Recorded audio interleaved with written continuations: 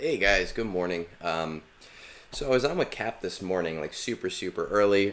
His time, well, I guess early my time, a little bit later for him in the future. It is my it is my spring break, so I've got a lot of time to sit around and do a little bit of extra streaming. I figured I'd get some stuff done. My guild is pretty much mostly finished their TB. We tried something new this week where I basically they didn't finish it all, but they're almost there. We tried something new this week where we didn't do any notifications. We kind of just wanted to see if they would be able to get through it without us. So just to be a team player, I'm going to auto myself through these battles, chat a little bit before we get into any roster reviews that are going on.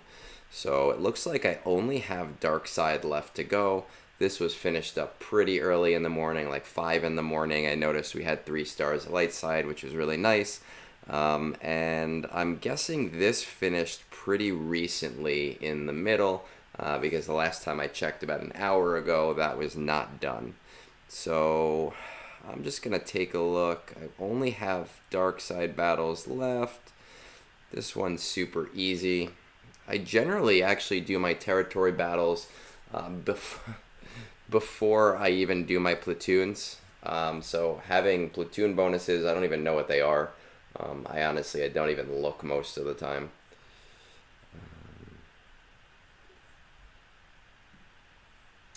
Oh, it looks like I did not link this in my Discord. What a dummy I am.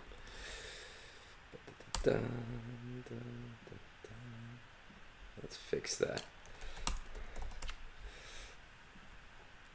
There we go.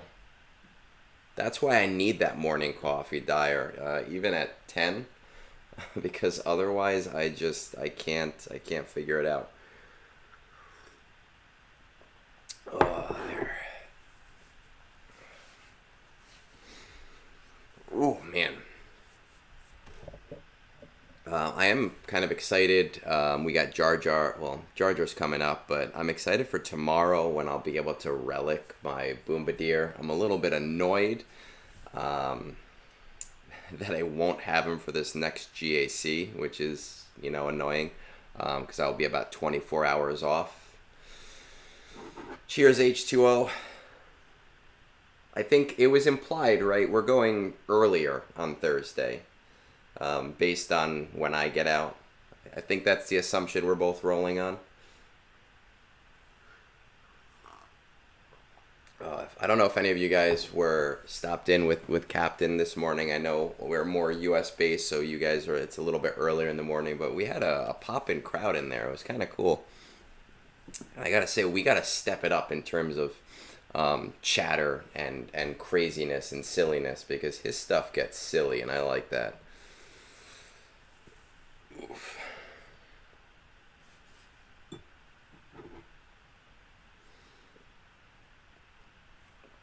It's kind of nice when you don't even need these battles. Doesn't matter.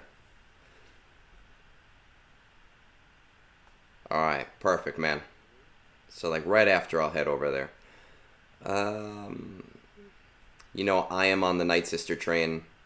Night Sisters do these battles just like super perfectly on auto, pretty much up to day 4. Yeah, when I get to work at school, I'll have my big coffee cup and people will do the whole like, good morning, how are you, blah, blah, blah. And I just kind of growl at them. They go, why aren't you as chipper as usually are? And that's because I haven't had my coffee yet, and it's 8 in the morning, Janet, and I don't want to deal with you right now.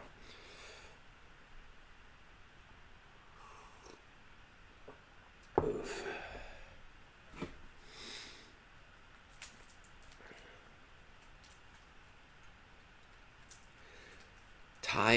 I've never had to do any of the proving grounds, so someone's got to help him out with this TIE Interceptor. I think SLKR, right? SLKR, as far as I know, can beat all of them, including this new one. I know for a fact he can beat the new Fury one. I don't know the exact teams, just because I've never been allowed to do them. It's just it's been impossible for me to do them. I've always had Let's see. I don't see anything currently on our Discord about it. Mary J, good morning. But I'll tell you what, H2O, if nobody's got an answer for you here, I'll look it up after, and I'll see if we can find that answer for you for specific teams.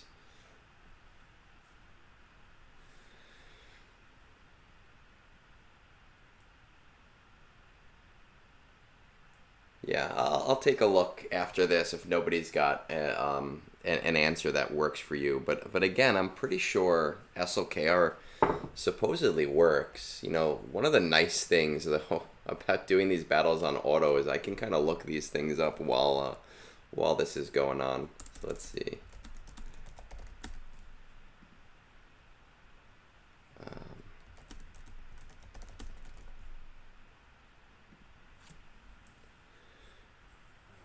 Tie-in. I'm looking on Reddit right now, and people are telling me Treya works. People are telling me Jedi Knight Luke works. CLS, I'm told, works. With Captain Han. Interesting. Captain Han instead of Chupio. What else? CLS with Adrad and Jin. That's interesting. What else? Rex Hunter Echo Tech Wrecker. Rex Hunter Echo Tech Wrecker, yeah.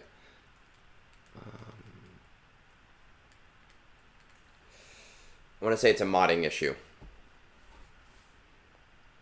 Because again, I don't have any ability to do those battles.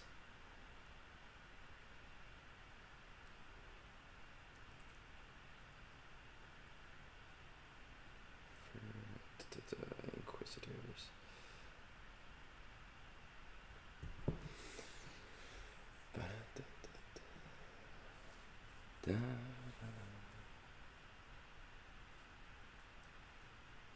Especially if you like remod going right into it, and you can get that the Bad Batch. Have you? You are welcome to pull here. You know what? I actually have the list up too. Here, I'll post it for you. For those of you guys that don't know me well enough, there's no ego here. I'm here to lift everybody up. I have our Discord community is all about bringing everybody together and being helpful. So I never mind when somebody says, "Hey, this person has a great guide," or that person, or this Redditor, or that content creator. I'm more about getting the information out than I am about, you know, kind of just growing my own ecosystem. And I'll post it on Twitch too, actually, just because I noticed. Don't have that there.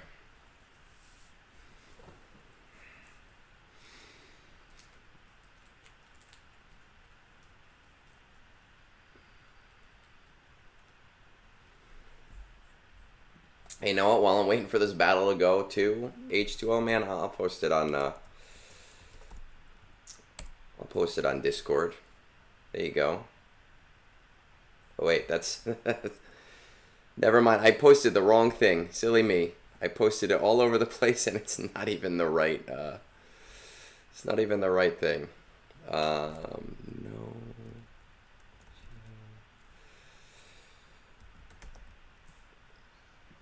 Let me fix that while this is going.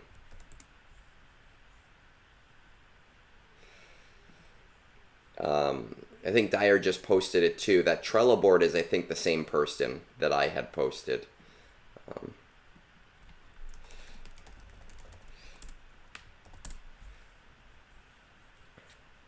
I think they had compiled it. Yeah, you know me. I'm all over Discord. I'm all over Reddit. I'm all over the place. I do what I can do. I do what I have to do. So just because neutral and light side is already done, I'm gonna try something that you would not normally try, because there's not normally a reason to try this. Right, so I'm just gonna throw in some dark side Hut Cartel and just see if they can do this battle.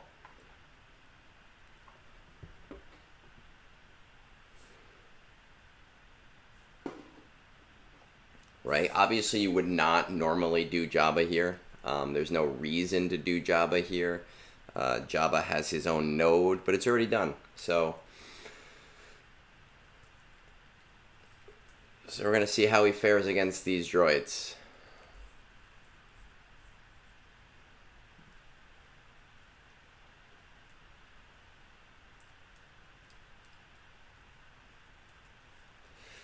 The one thing I do like about this new TB is you don't have to engage in it as much. You know, light side TB, there were very few teams that could auto, and it was like, it was very different. So Mary J, you must have just missed this. When you were grabbing your coffee. When I popped in, neutral and light side were already done. So we're just seeing if Jabba can do this. There's really no reason to, at all. I don't need the points. My guild is going to do fine on P1. We're actually trying to do P1 with no notifications at all, just to see if the guild is up for that. So I'm not stressing it. But I'm liking this TB in that I can do almost everything on auto. There's very, very few battles that I can't do on auto.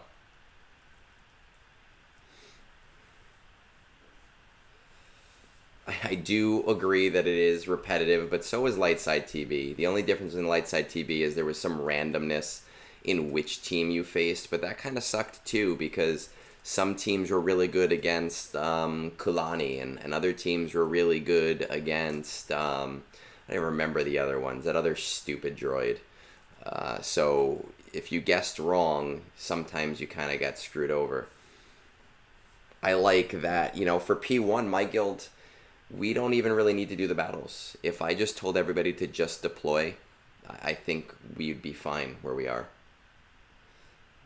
I do agree. I don't feel motivated. I don't need to go for a perfect run.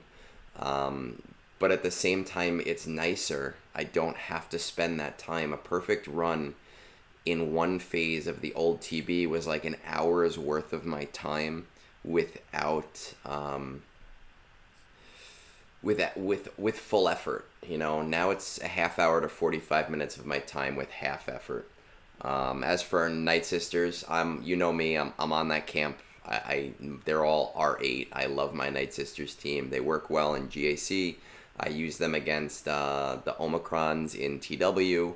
I obviously I have the assault battle, and in TB they're just beautiful.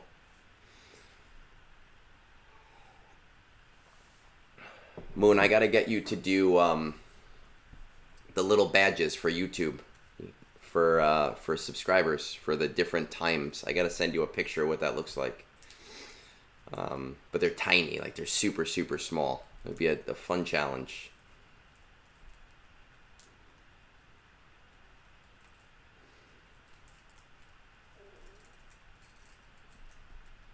Mary J, the reason you can't post pics in the channel, and I know this for a fact because I saw you on there yesterday, I think, is you have to go to the welcome channel and you have to agree to their rules, and that'll give you the tag that opens up the Discord to doing a lot more things.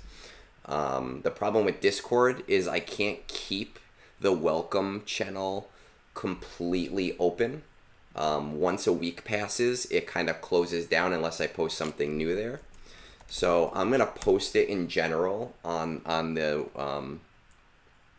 I'm gonna post in general the welcome channel. If you just click on that, you hit the little emoji guy, that'll completely set you up so that you are able to use Discord to the fullest. What do I want to do here? Sith. I honestly stopped. Yeah, that's why, Dyer, I say to people, don't invest in your Night Sisters until you're ready to invest in the team, because the ROI is not there just for AB. The ROI is there when you're ready to use the team. And that's how I do it. We are going to try something silly because I don't care.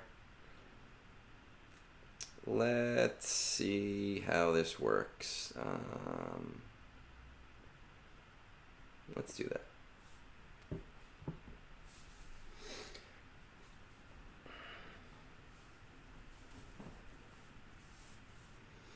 I didn't even look at my holds this week. I got some, let's check that out. After my TB, I want to see what my holds were in day 2, because my opponent got wrecked against my defense. And I was very, very happy about it.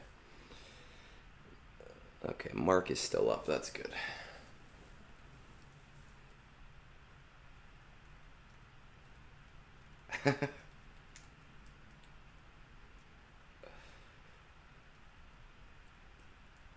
YouTube, Moon, sometimes YouTube does some weird things. I've noticed too, if I go live, it'll be like waiting, or it'll say scheduled for later.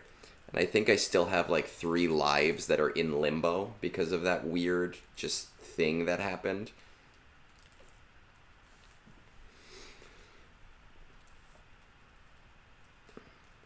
So this comp, it works about 60 to 70% of the time on auto. But, I mean, again, I don't really need the points, so I honestly very rarely even do the fleet battle.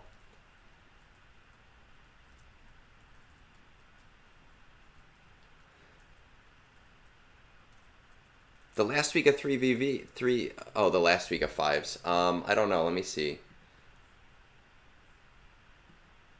312. Oh, you know what? No, we didn't. Unless you're running like insights. I don't have insights, so you're right. My 3's data is not up yet.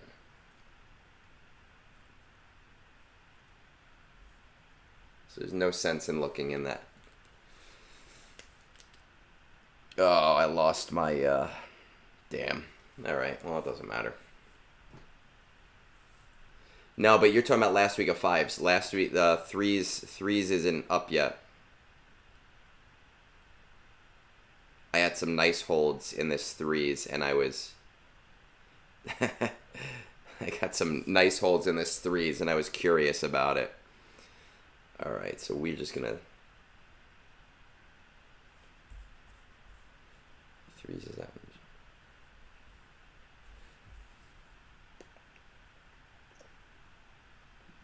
I'm not seeing that on my .gg yet. Where is that from? Is that Hot Utils? Because I'm looking at my profile on .gg, and it still just shows 5s.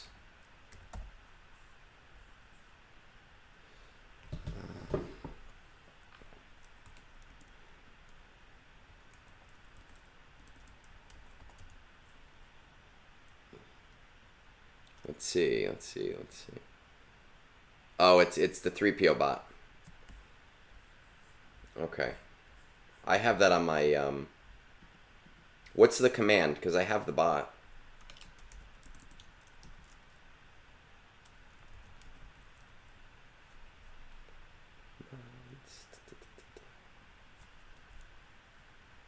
I didn't even know that could do that. Let's take a look. Let's see what we got going. 60% of the time. Works every... Yeah, what is that? That was Anchorman. GA history. Alright, let's try to... before we go into reviews... /GA history. GA data. 326. Let's see... round... I want to see round 2, because I got some nice holds round 2. Let's see what happens.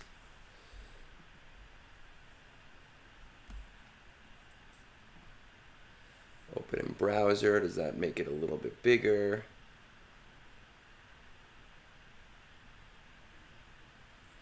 All right. Don't need this anymore. Let's pop this up. Let's pop that up. Let's see what these look like. So this was my round 2 last week. And I got some really, really nice holds on some GLs, and I was just curious what had been sent in. So it looks like my Holdocron took out their JMK, which was just beautiful. A Protection Cron took out their Jabba. My C, I just love my C on defense in 3s with Malik. It just works so well. I guess they got tricked with with Jedi Master Luke and thinking that an R7 was going to take out Lord Vader. Usually I think you need R9 for that. They tried again against C and again against C. They couldn't even take out the Solo. Their Bad Batch got wrecked by my Qui-Gon. But they tried Padme against SLKR, and then they just started throwing shit against the wall against Jabba. So, I mean, it worked beautifully. I actually got a perfect round last time. I won all 3. I got back into Kyber. It's been a long time, or Kyber 1, I should say. It's been a long time since I've been in Kyber 1.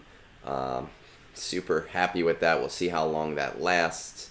Probably not that long of a time, but that's okay because it's not a priority for me.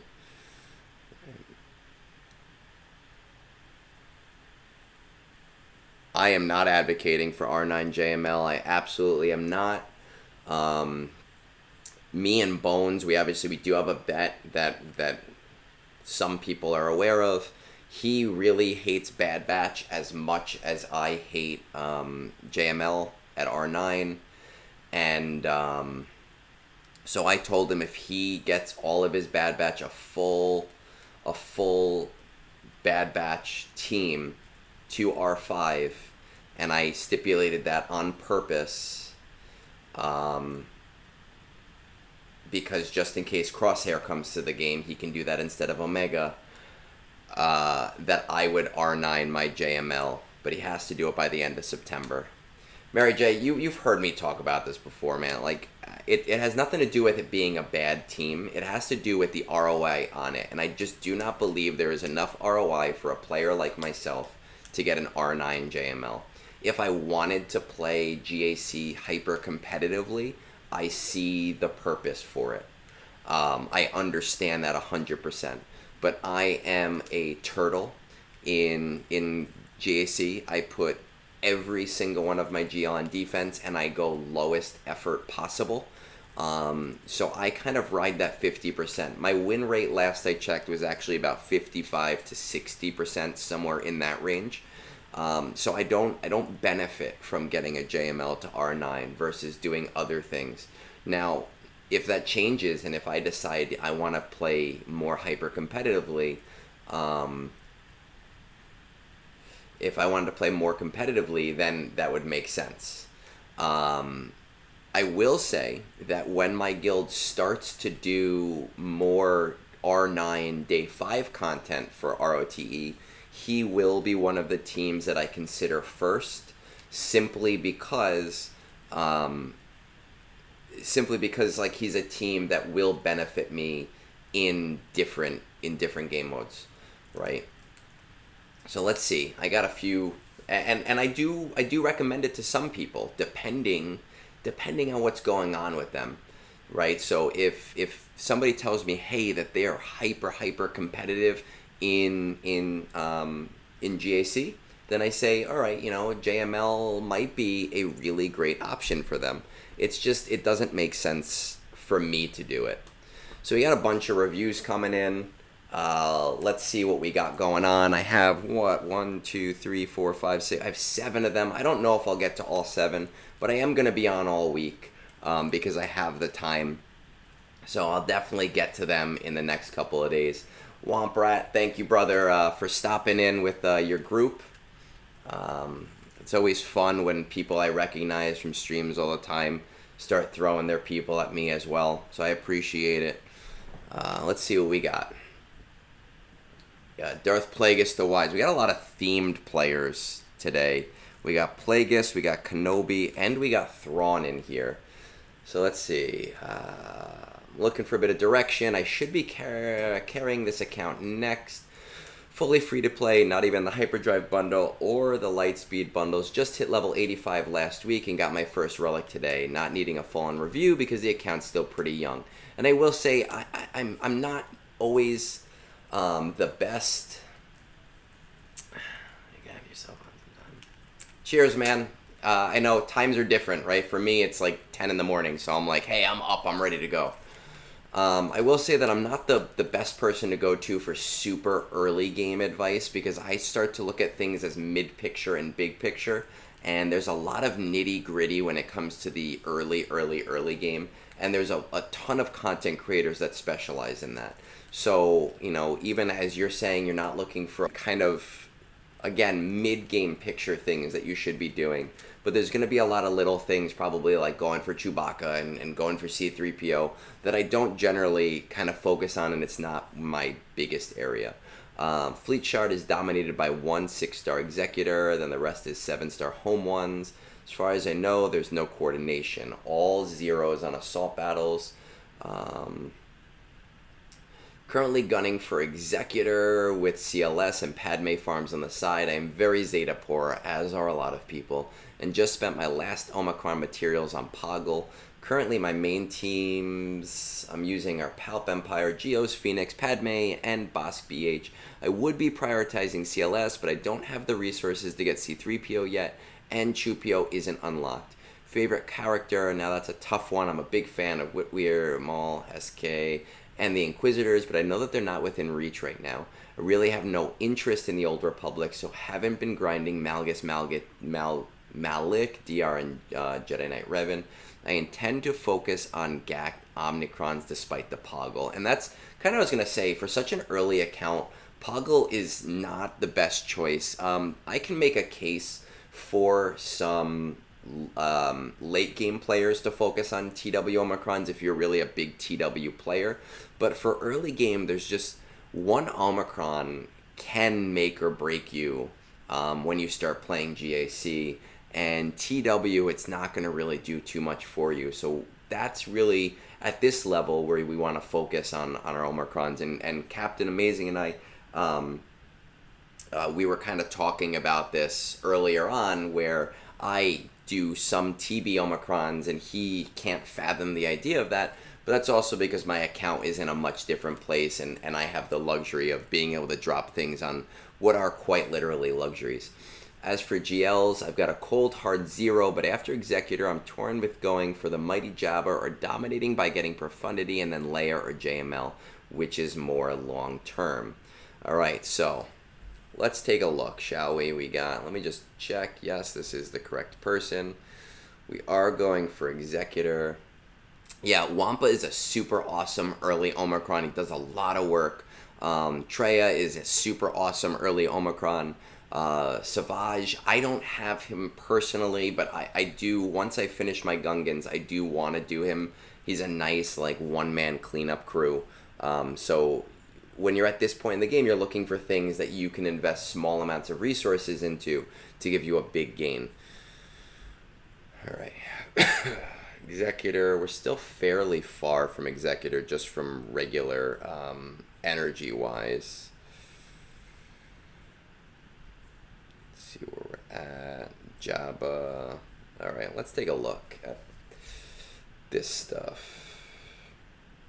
Let's pop that GG up there. I almost forgot to put the GG up, but I corrected that mistake. Right now we only have one relic, alright, which is our Lord Vader. So this is, we're like super new.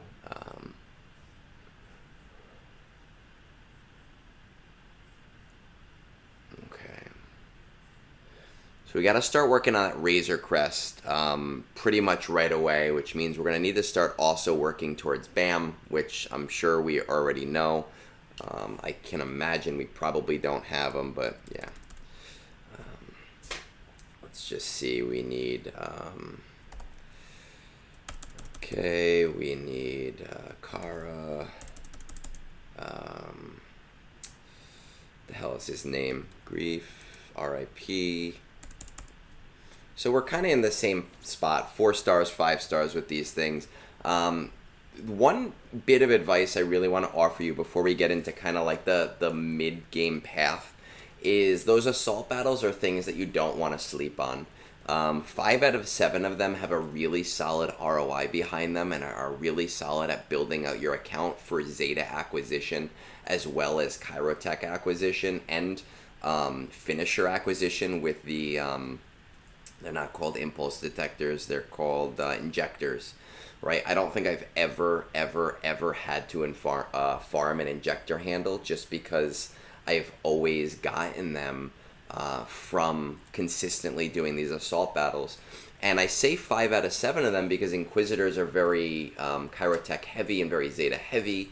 And the same thing kind of with the Night Sisters or even Phoenix if you don't buy the Lightspeed bundle. And you end up spending so many resources on very niche teams that you're not only not seeing an ROI, but you're not getting enough use out of them outside of that specific event, at least until much later in the game. So for 5 out of 7 of them, right, we have our Sith and Sith First Order one, we have our Jedi one, we have Rebels, we have, I think it's Rebels clones, we have Imperial Trooper, well, Empire droids, and then we have Imperial Troopers and Bounty Hunters. You get enough use out of those teams outside of those game modes where doing those things will give you a back-end ROI over the course of whatever it is, a year or two, but you're also going to use the teams. So, for example, we're on the Executor train right now, and I know that you kind of have an idea of what you need to do there. But to get Executor, you're going to need to get Admiral Pete to R8. Now, if you were to also get Veers and Stark just to 7 stars, and you were to get Range and Snow also just to 7 stars, you would be able to do a pretty considerable dent, both in Forest Moon as well as in Rebel Roundup. So you kind of get an increased ROI from those things. And Piet himself is not going to carry the whole thing with relics. But even getting those guys with decent modding to G10, G11, you'll be able to get CT1, maybe CT2 out of those events, and you'll start to see some relic materials coming through, as well as Zetas, as well as those injectors, as well as Chirotech. And that'll kind of be a monthly thing that just rolls over constantly, right? So that's something to kind of consider while you're doing your Executor, because it'll help you build out 2 of your assault battles to somewhere pretty feasible for you. Let's check out some of this stuff. Okay, Hermit's coming up there. I'd love to see Wampa come up there once Hermit is done, and this would be a really, really great place to throw an Omicron for later in the game, or for once you have him or her or whatever built out. Wampa's a really nice one. Rebel Officer Leia is at that. Let's check out these Bounty Hunters. Okay. We are going to want to build out a Bounty Hunter team, but largely you should be able to do fine with the Executor Bounty Hunters, right? Because you're going to need to finish up Bossk, Dengar, Cad Bane, Boba Fett, and IG-88. That'll give you not an amazing Bounty Hunters team, but it'll give you enough for the bounty events, right? They're inconsistent. They sometimes are once a month, sometimes they're once every 2 months. CG just kind of throws them in when they want to throw them in. But you're going to want to focus on Rebel Officer Leia, because you're not going to want to use Get 2 towards her, and JML is going to be a shorter term goal for you in terms of what the longer goals are, right? You already have Hermit almost done. Wampa isn't started yet, but that's Get 1, and that's not as terrible. You really don't want to spend your Get 2 on Rebel Officer Leia. That's too important of a resource. So as soon as you get these guys up and we start seeing that event, throw it towards Rebel Officer Leia. It's going to be important for you. When we're talking about Jabba versus JML versus going for profundity, they're all kind of in that same class. I don't think it's smart to go profundity right out the gate. It will help you once you finish Executor. It will help you with GAC, but it's not going to help you necessarily with your back end. It's not going to help you with your fleet arena, because your fleet arena is still being built out, and you're going to have Executor, which is going to help you there. I don't think that there is a wrong answer between going JML or Jabba, or which one you go for first. I personally would go for JML before I go for Jabba, even though the mod ROI on Jabba is much, much, much higher. The reason that I would go for JML first is we're talking about those Imperial Troopers giving you Rebel Roundup and Forest Moon.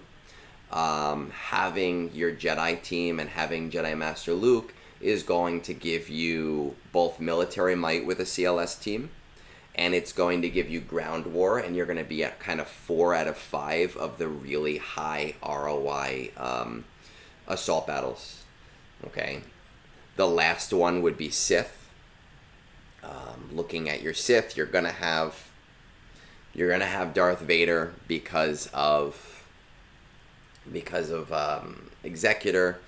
If you get Papa Palp to like even G10, if you work on Nihilus to like G11, Traya for her Omicron, which isn't really a solo Omicron, but with even lower gear at G11 and G12, and with a Nihilus at G11 and G12, they will give you a pretty good ROI.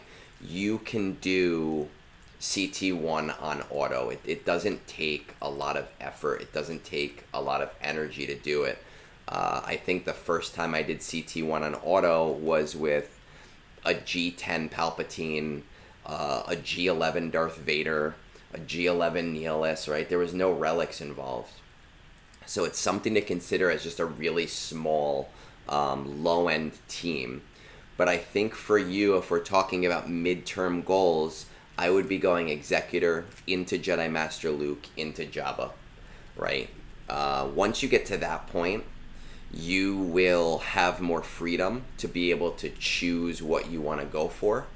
I will say that when it comes to the Old Republic camp and not being interested in those characters, I get it. I hate Fallen Order, right? But I have Jedi Knight Cal Kestis because he's awesome in this game.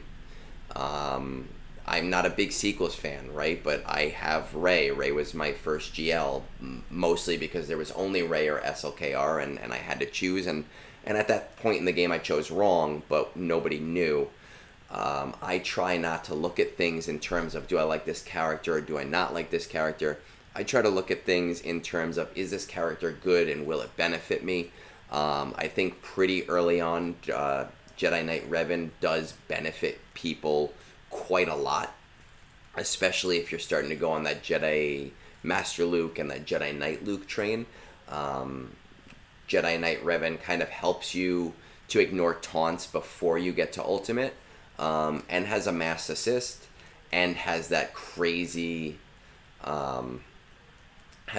savior mechanic. And it's so crazy that back in the day, we don't do this anymore, but back in the day, people would use Jedi Knight Revan lead instead of Jedi Master Luke lead.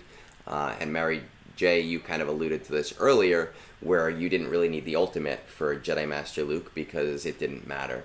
Tom Bull, cheers. You're always on, man. You were on earlier. You were on with Cap. I saw you. I love it. I really do. So again, when I talk about an account like this is not my area of expertise when we get into the nitty gritty of things. There are some great content creators that do focus really largely on the early game. But when we're talking about broad strokes and we're talking about areas to go, assault battles are huge. Executor is huge. Reach out to people. Even start your own Discord for people. It's super easy. It's free to coordinate with people. Jedi Master Luke is huge, and Jabba are huge. After that, that's where you can kind of choose to go into like Profundity, or you can choose to go into Leia if you really want to. She'll be accelerated by then, so sure, do it. But that's the time to make those choices, okay? And if you are on our Discord, but there's always helpful people on Discord. There is always people looking to like give advice there. So ask. That's why we have it, right? Is so that people can kind of get the help that they need with the game. Okay, so let's kind of move on from here. We're going to pop on this next one. Diethar. I'm going to throw this back up on Discord. We're going to take a timestamp like we always do. Whew. Kylo Ren Command Channel Final comes the 11th. There's only one refresh a day enough to hit that, or would I need 2 or 3? I'll tell you what, give me a second. Let's do some math. So you have 40 shards. It comes around on the 11th. I'm going to assume you did your battles today already. Is that correct? Right, so if you were to take 40 shards divided by 1.65, 40 shards, 1.65, you're looking at 24 days, right? And the easy way to do that is to take the amount of shards you need, divide it by 1.65, and that's how many shards you get a day from a non-accelerated farm as a general rule. So we're 9, 2nd, 3rd, 4th, 5th, 6th, 9 or 10 days away.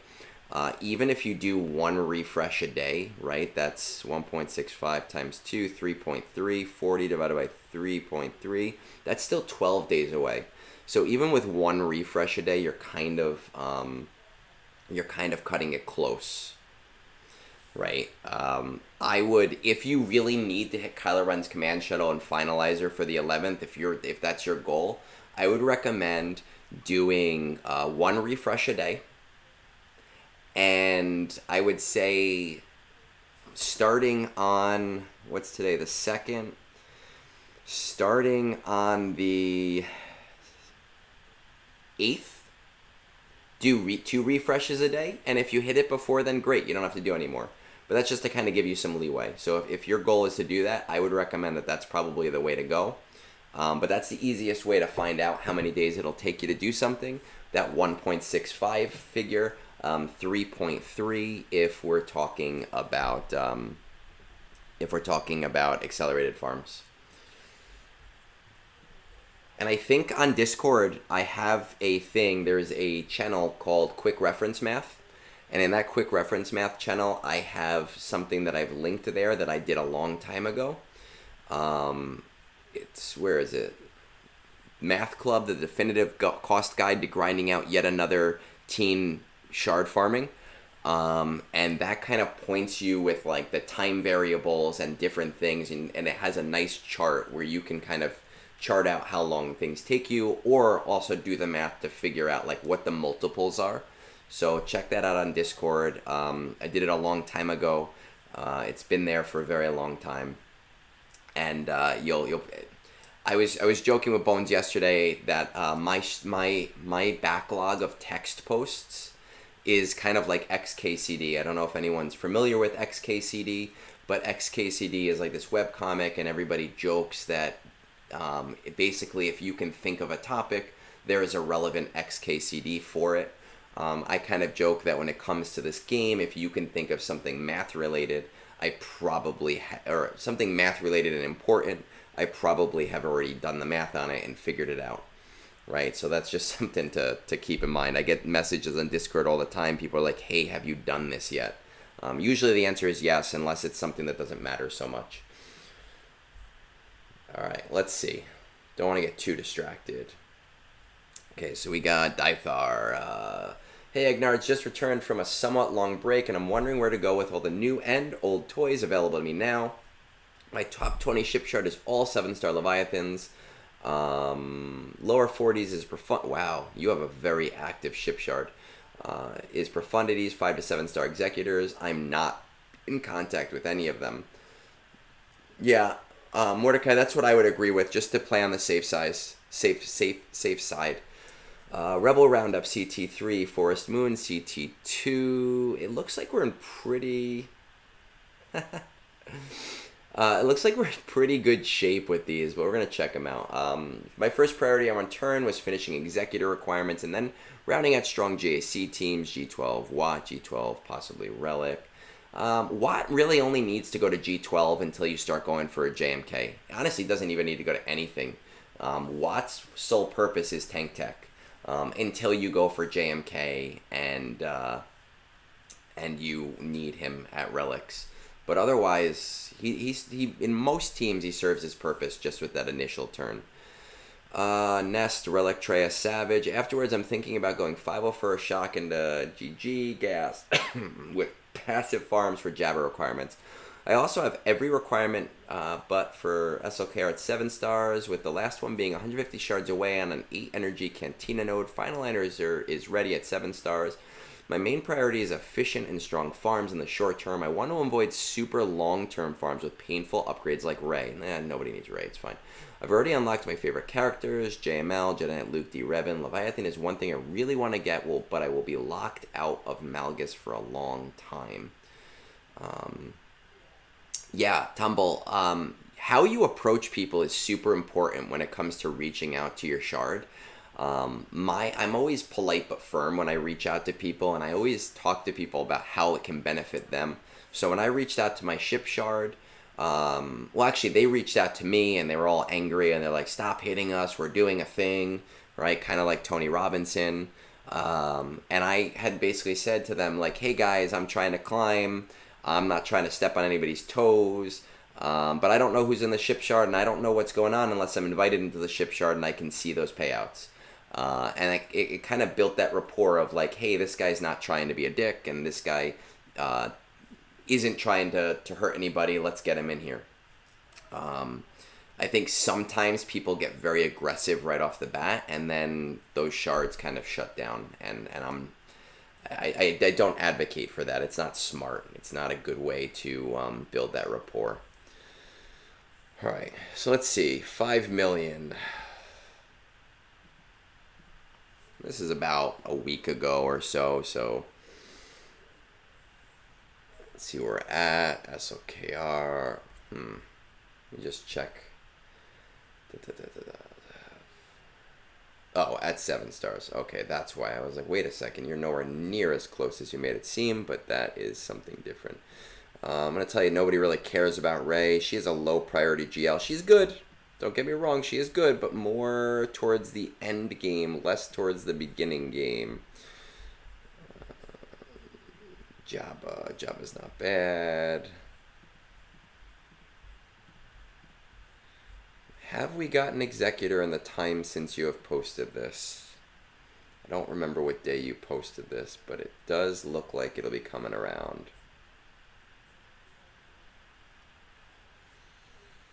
Alright, so it looks like we are going to be getting this the next time it comes around. We have the relics. We should be there. I don't see why any of the ships would not be there at this point.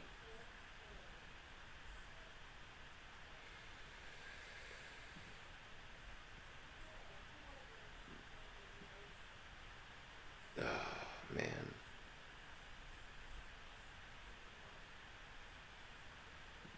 There we go. Ba-da-ba-ba-ba. I agree. Rey was my first, but again, there was only 2 choices, and I picked wrong. But those Lightspeed bundles, they changed it for everybody. Okay, so we're at 80.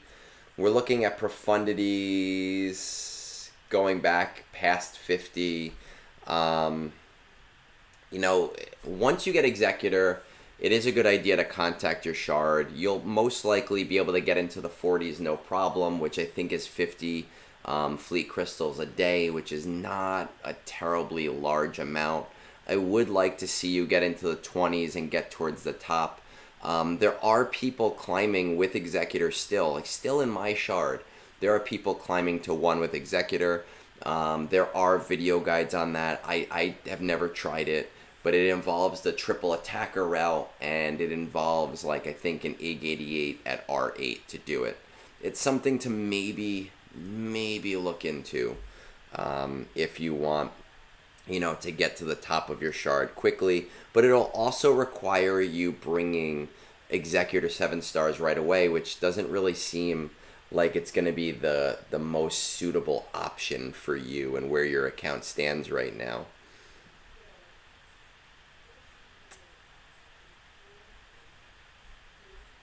Let's check out some of these low farms. Nest.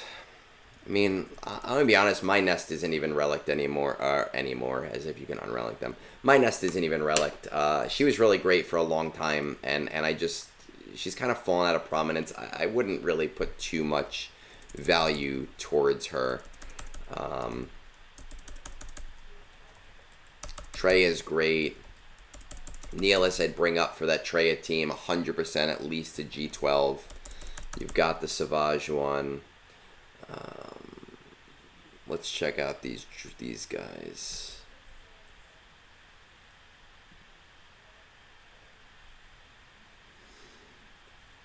Okay, let's check out the 501st. Again, I'm just kind of going off of your own stuff here. All right, I mean, your 501st are better than the 501st I've seen from a lot of people who have decided to go for gas pretty early on. Tumble, yeah, you know, back then Nest was such a pain, but there's R7 Leviathan, it's not trying to triple tag, it worked on basic relics. Yeah, I mean, that's good to know. I have somebody on Discord who's been messaging me a lot lately and kind of telling me he's been beating 7-star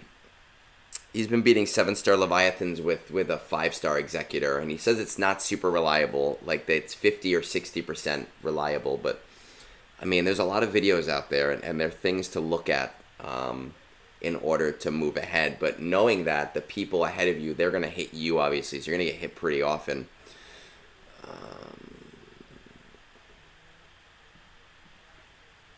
Nest Relic.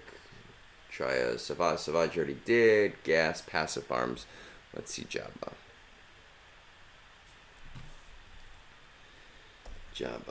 Why am I typing in Jabba? That's dumb of me.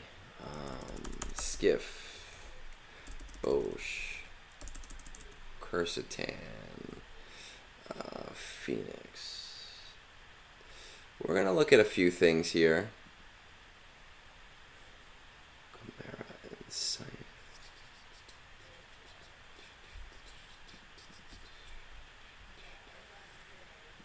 When we talk about Scythe, this is what we're talking about for our Inquisitors, right? And that's a super, super, super intensive grind. If you're going to do this just to get to level, and then you also have to get the shards. If you're going to do this just to take out Leviathans, you know, you're better set going for Profundity.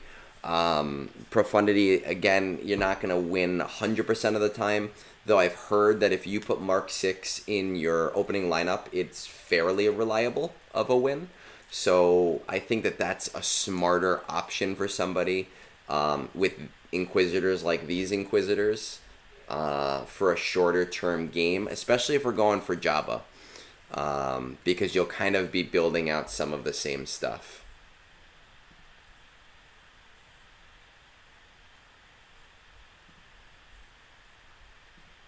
Yeah. Check one more thing here. I forgot what it was. Let's see about Rad. Okay, and oh, I know what I wanted to check out.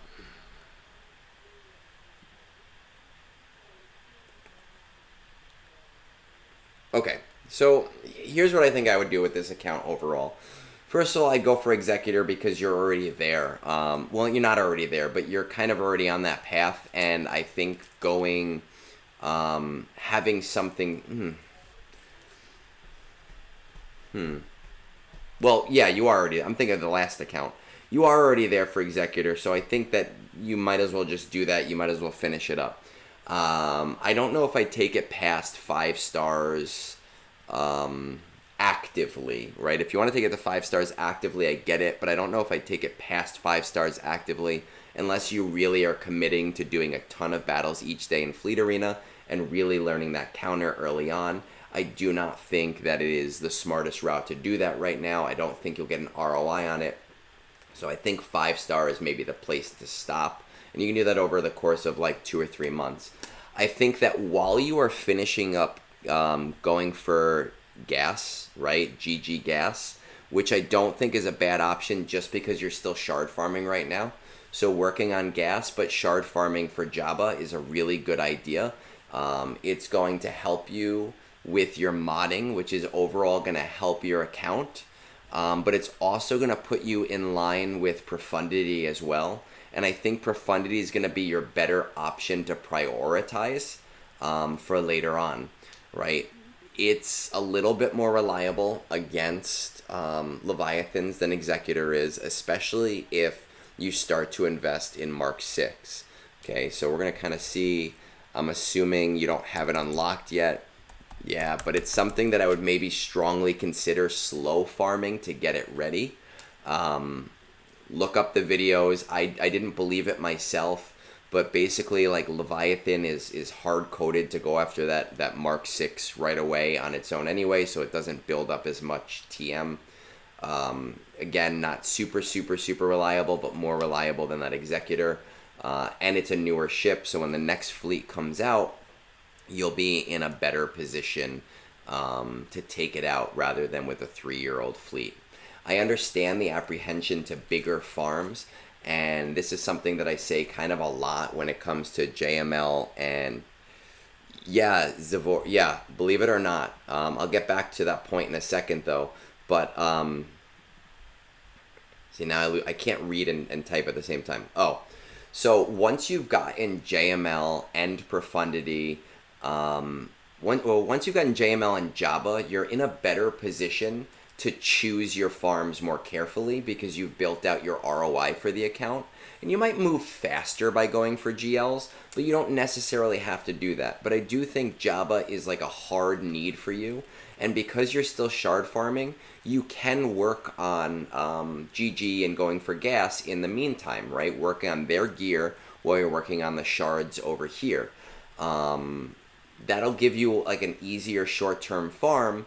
Once you have Jabba, I do think profundity is a smart move for you because you are fairly far away from being able to go for Leviathan. JML, I believe, can do the Malgus tier. I think he can actually do the new Fury class tier too. I don't know the exact specifics of it because I can't do Proving Grounds. I can't experiment with it. So it's not something that I know that much about. Zavor, yeah, I didn't believe it the first time that I heard about it either with the Mark 6 and Profundity. But it basically comes down to Leviathan hard attacking that, which doesn't allow Sith Assassin to get TM as much with anything that's not an AoE because it only has 1% health. I'll have to look at them. But Leviathan with MK6 in the opening lineup is actually easier too, just because Outrider can take it out in one shot. And sometimes I forget to change my fleet over when I'm attacking Profundities. And I go, oh crap, now I gotta play this manually because the auto I'll end up losing. So I think the Jabba route, I think the Profundity route, do gas in the meantime. Look up those Proving Ground things. They're on our Discord. I just posted them a little while ago. Zavor is telling me JML with Jedi Knight Luke can 3-star the Malgus and the Fury. So you should be able to kind of start getting those shards. And after you get those two things, the Jabba and the Profundity, if you want to go the Leviathan route, you are looking multiple months in the future. So you'll be able to get those shards. But you are going to have to refresh those things because otherwise it's going to take you multiple years, right? So I think that's the route to go for you. A lot of the things that you've already pointed out as small farms, you're already done with or close to done with. Savage is already there. Yes, finish up the Treya team. I really don't think it's necessary to get Nest to relics. I don't think it's a waste, but I think you're still in a portion of the game where you kind of want to work on a little bit more of the ROI on the account. And I think that just ends up being relic material that you're throwing randomly into a void, right? So that's just something to consider there. Let's move on. We've got, all right. This is an interesting one.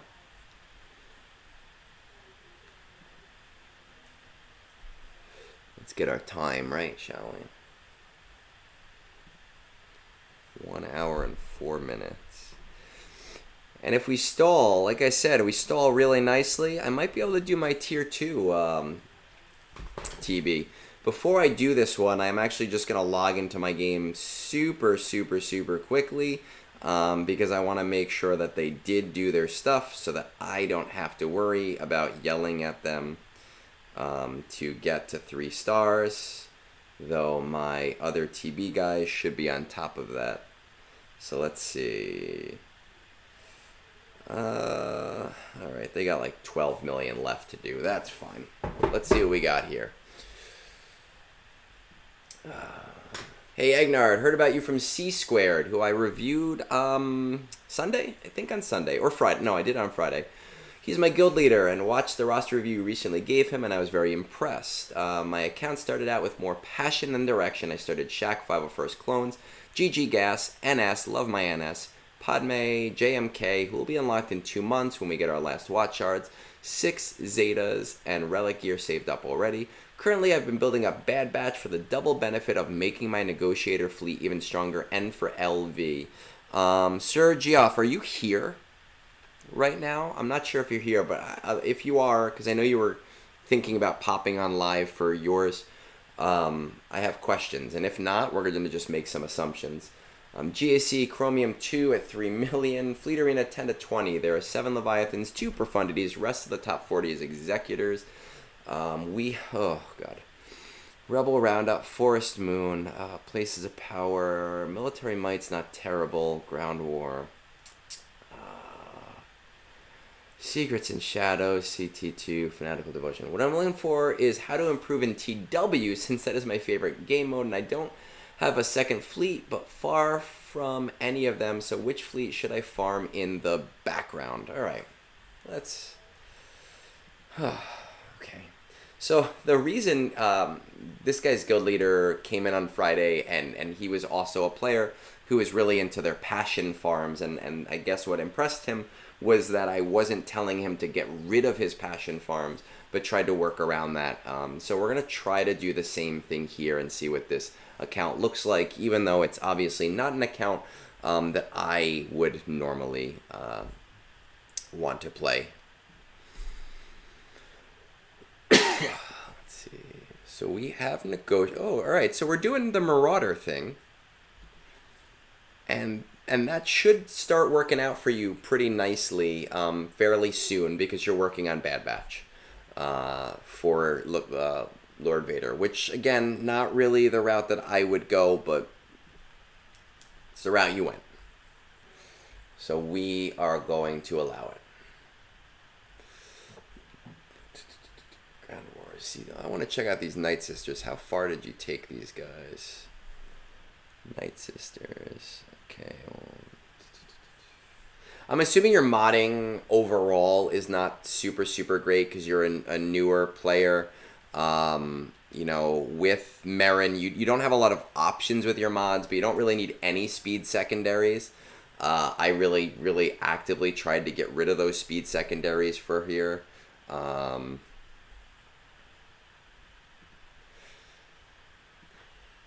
But I think if you had really good mods, you could go for CT3. You know, like, again, I know that your options are really limited right now, but we really want to try to get speed secondaries on everything. And that's going to be your biggest hurdle, is that you just don't have that yet. And a couple hurdles to that is, you know, you're building out passion farms more than you're building out ROI farms. Honestly, you should be able to do Rebel Roundup at CT1. Maybe 2 or 3 relic levels on Bosk. But again, it's coming out. It's coming down to mods, right? Your bounty hunters. I did CT1 of Rebel Roundup on auto, with Bosk being my only relic. But we're at a point where we don't have the speeds that we need. So if you really want to build up your TW performance, that's the thing that we need to focus on the most. Now there's a couple. Benji, cheers, man. Oh, I almost broke my coffee mug. I think you popped on my radar. I popped on your radar when I was doing my spring break stuff or my winter break stuff last time. And you were my first buy me a coffee subscriber, so I appreciate that. Like literally within an hour of me putting it up, so that was kind of cool. And I know our schedules are different, so it's nice that you're able to pop in. So one thing, just to kind of talk about modding here for a minute. I'm not a huge modding person. I don't refresh mod energy, but I've also been playing for 7 years, so I have this huge backlog of mods. And I also am doing Smuggler's Run 2, and I don't feel the need as a turtle to do it. You're my first. You broke my cherry, man.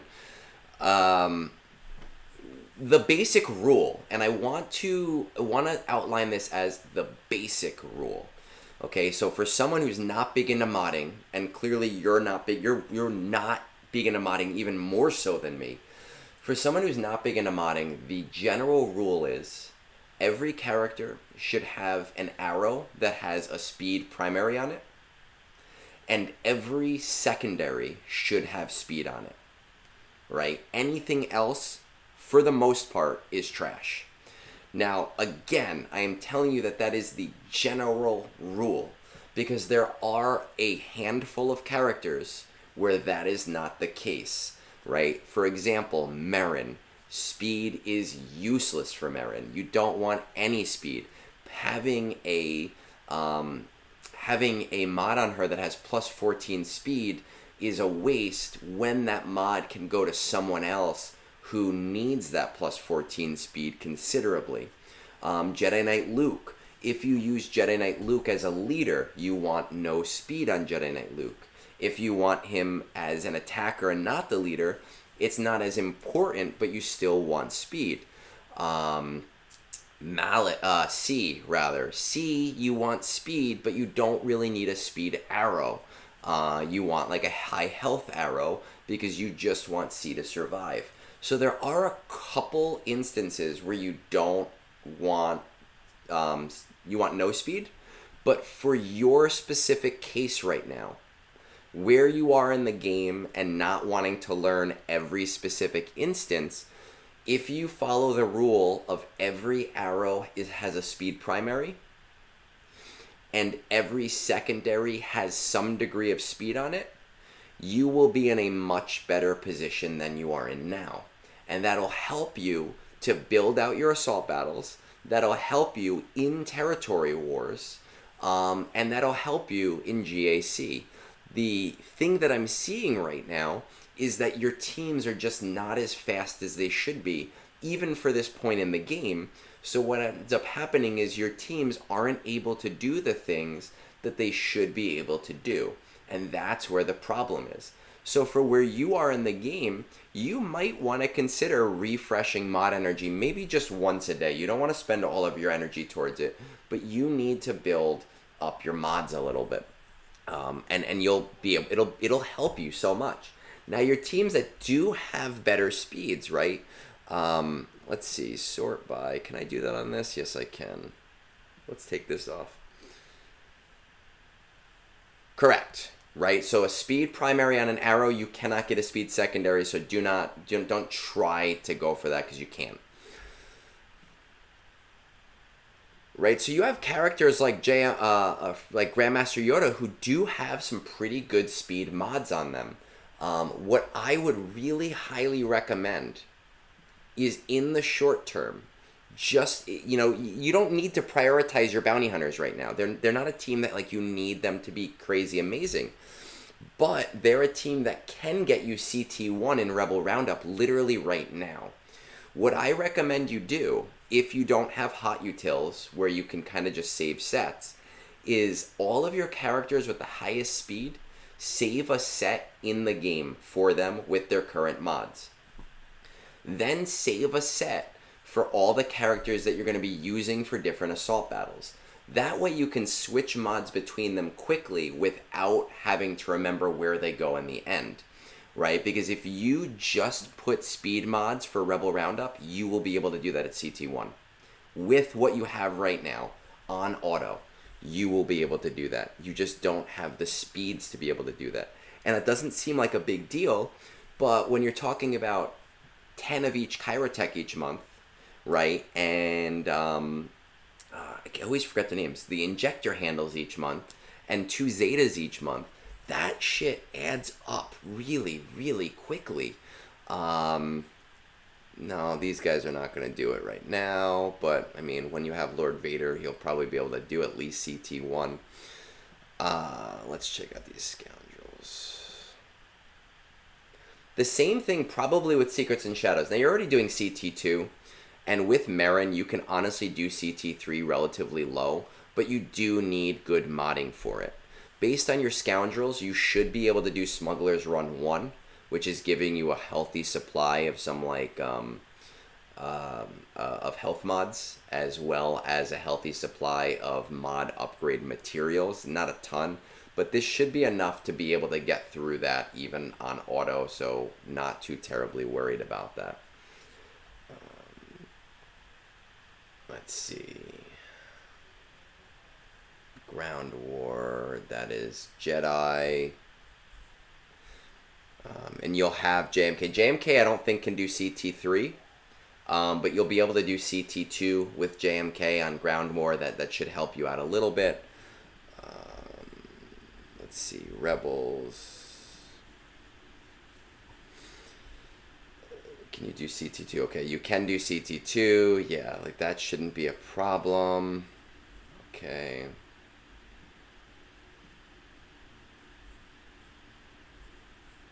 All right. To go back to a question that was asked to me before about Marauder, I'm not a fleet expert. I'm really not. I wish I was, but I have all the fleet tools, which allows me to brute force a lot of things that other people can't brute force. It looks like this person is hitting the top 10 with a 6 Marauder and Bad Batch that are not even that high up. So that should tell you how effective Marauder is against Leviathan if you use it right. And once his Bad Batch kind of gets up to where they need to be, you should be able to hit that top 1 using that off-meta counter. I don't think it's 100% of a reliable thing, but it is relatively reliable.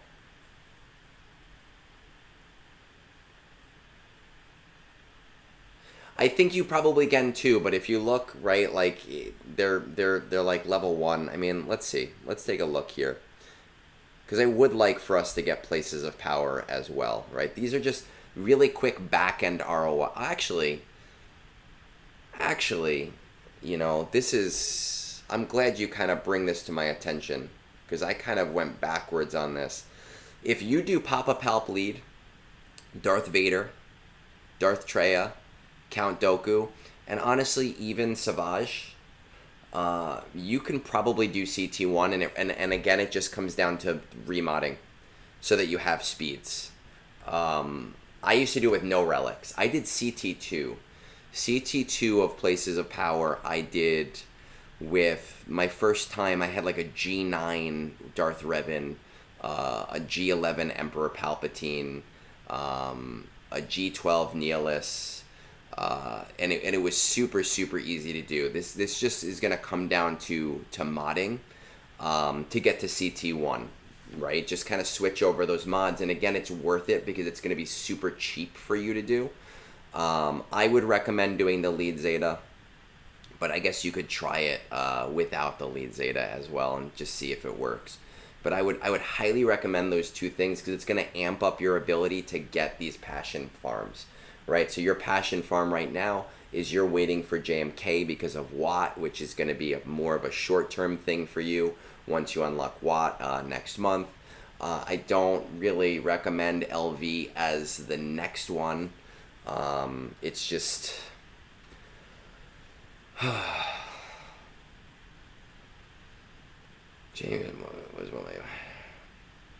Here's the thing. I say this to so many people.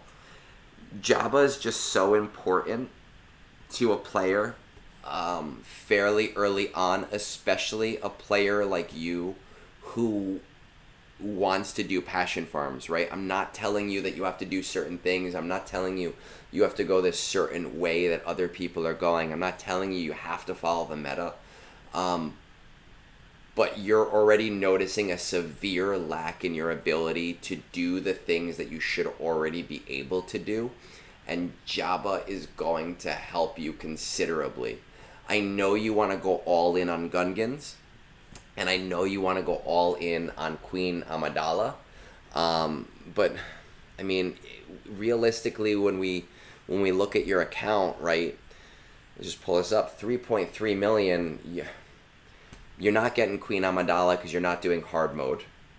So you'll have to unlock Amidala through Proving Grounds or Crystals as she hits that, and the raid is going to be over by that time. And the Gungans I love. I'm doing R9 Gungans. It's happening literally day one. I'm super pumped about it. But with this Lord Vader farm in your way and your Bad Batch in the way, I think that by the time you get your Gungans up, you're going to find that you're not in a position to use them, right? I very heavy-handedly suggest that after you do JMK, you work on Jabba, and you can still shard farm your Bad Batch in the background while you're working on Jabba, and you will find that doing that will be such a significant impact on your ability to do territory wars, which is your thing that you want to do, right? That's like your thing right now. I highly suggest that. Your route right now is JMK into Lord Vader into wanting to do Gungans. I highly suggest JMK into Jabba, sidelining Lord Vader in there because it's your passion project. And as you maybe finish up Jabba shard farming, start your Gungan shard farming, see where it takes you. But I think you're underestimating how long that's going to take you, especially with how many Kyrotech are coming in. What I will tell you, though, is I know your questions were twofold, right? Your question was which territory, how to help you in territory wars, and the answer is Jabba. And the other question was really which fleet you should be working towards right now. And that's its own thing. Right, we don't have Malgus. Let's check this out.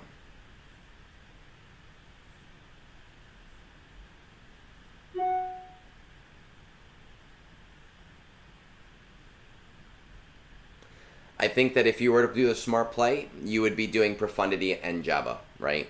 You'd be working on Jabba, and Jabba kind of brings you into like the Outrider and into that whole ecosystem.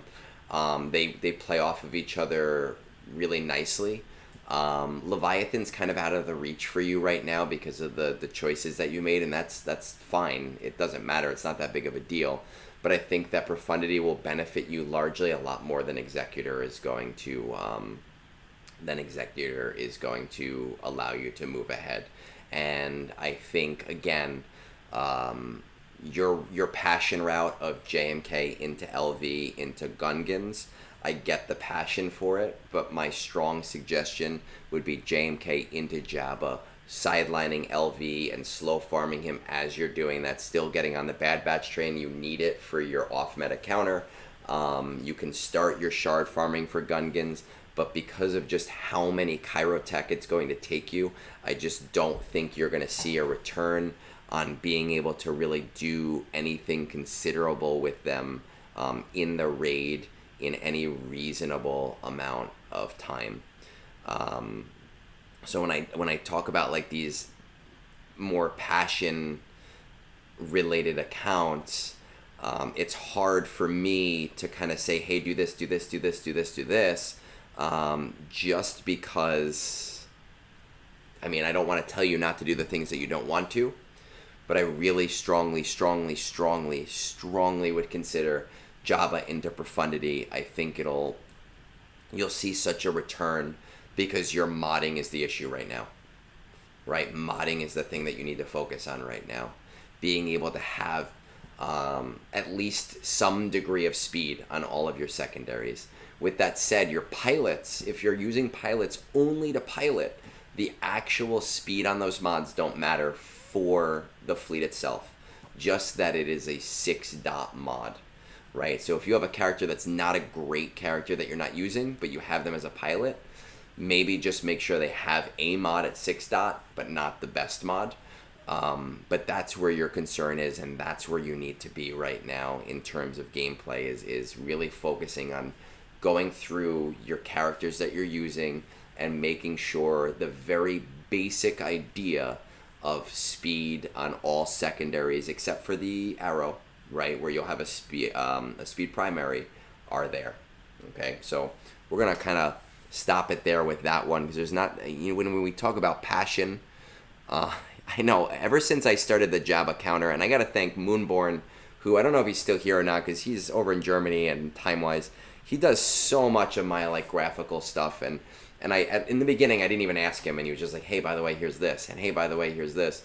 He does a ton of stuff for me, and I think, Moon, if you're here, and if anyone needs this kind of stuff, I know he just started a Fiverr account. I don't have it offhand, but I've bought some stuff from him too to kind of support his stuff, and I love everything he does for me, and I do really appreciate it.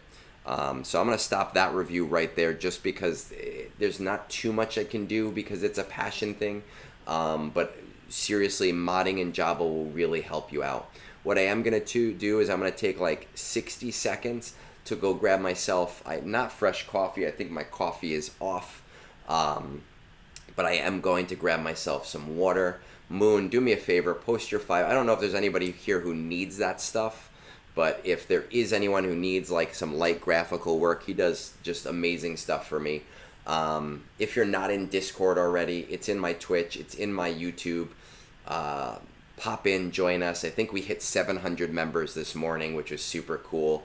We're growing rapidly and doing some great stuff. I'll be back in like less than a minute, and we'll do the next one.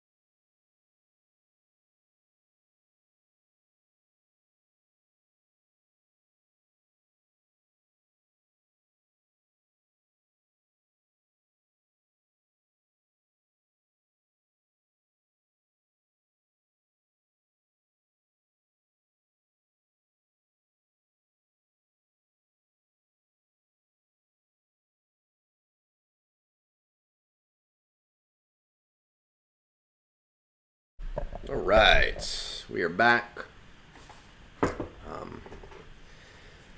It is, what is it? It's 11:20. It's about lunchtime, so I am going to be a fat ass.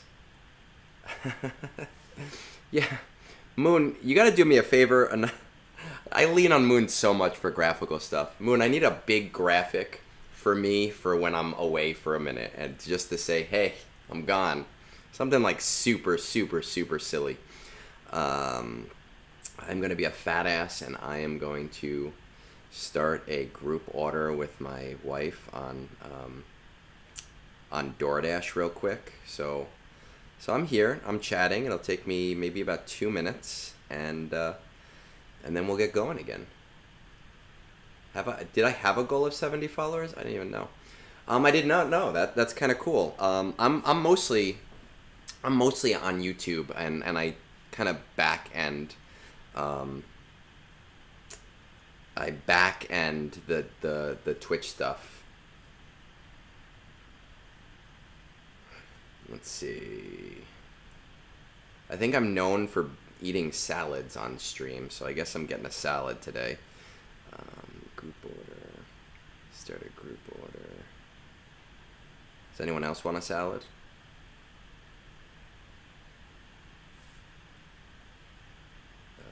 Delivery, group order, invite my wife. We have a Popeyes around here. I'm always eating that. All right, let's get a salad in there. Get something semi-healthy.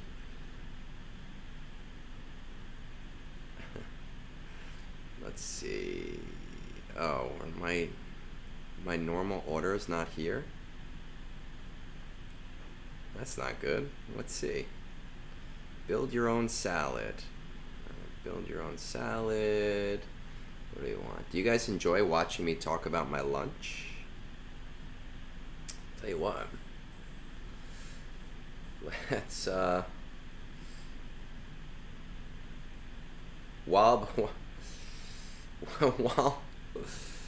while I'm sitting here ordering my lunch, you guys can follow along with me. What does Egg want for lunch? I am a super blend kind of guy, and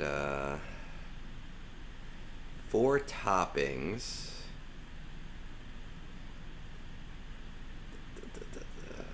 Let's see. Ooh, sliced pepperoncini. I love me some pepperoncini. People are gonna log into this stream and be like, "What the hell is going on?" Trying to be semi-healthy here. Pokeball.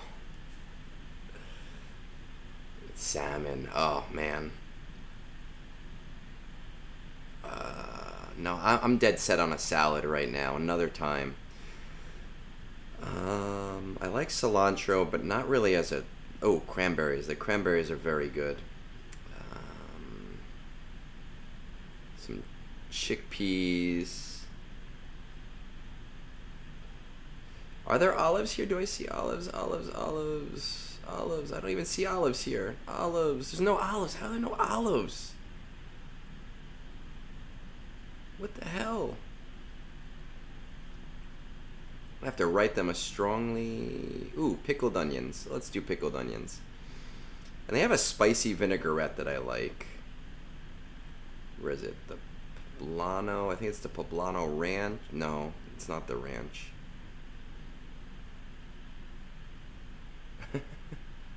Yeah, there's no olives, man. Come on, dude. Oh, chipotle vinaigrette is good. Dressing mixed in. I don't really need their bread. It is really weird that they don't have olives. Oh, they have Kalamata olives as a premium. Yeah, we're going to get those. I like Kalamata olives. And additional cheeses. Was there a cheese option? You know what? I don't need cheese. I'm already a fat ass.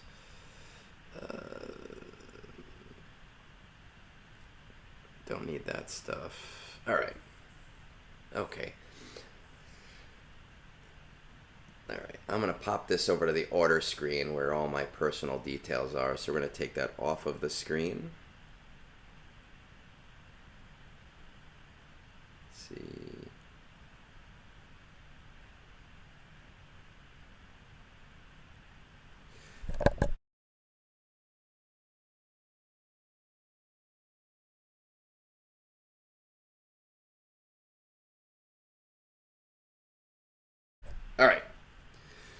There we go. I've ordered my lunch. It's good to go. It is ready. It's processing, and we're going to get into this next review. Thank you for bearing with me there. I'm hungry. I'm going to turn notifications back on so that I know when that's coming through. Let's check out this next one for everybody who's joining us and going, hey, Decepticons, cheers, brother. How's it going? You got everybody. I said this last time when I did spring break, winter break. I love now that I'm like recognizing everybody and knowing who everybody is, and it's nice. 34, 45. So back on that 70 subscribers thing, here's my next goal. My next goal is for my Twitch to get silly. This morning, man, Captain Amazing's, they go silly. They go crazy. I was like, what the hell is going on here? They were going nuts. You guys are so relaxed on my streams. It's more chill. We need to get nuts.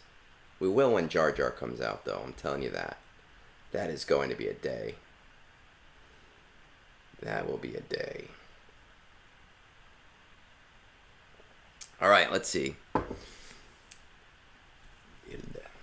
Hey, Egnards, appreciate all you do to help the community. I think I have a pretty solid plan, but since I've just hit Kyber for the first time, getting a bit self-conscious about my roster size, says all men everywhere all the time.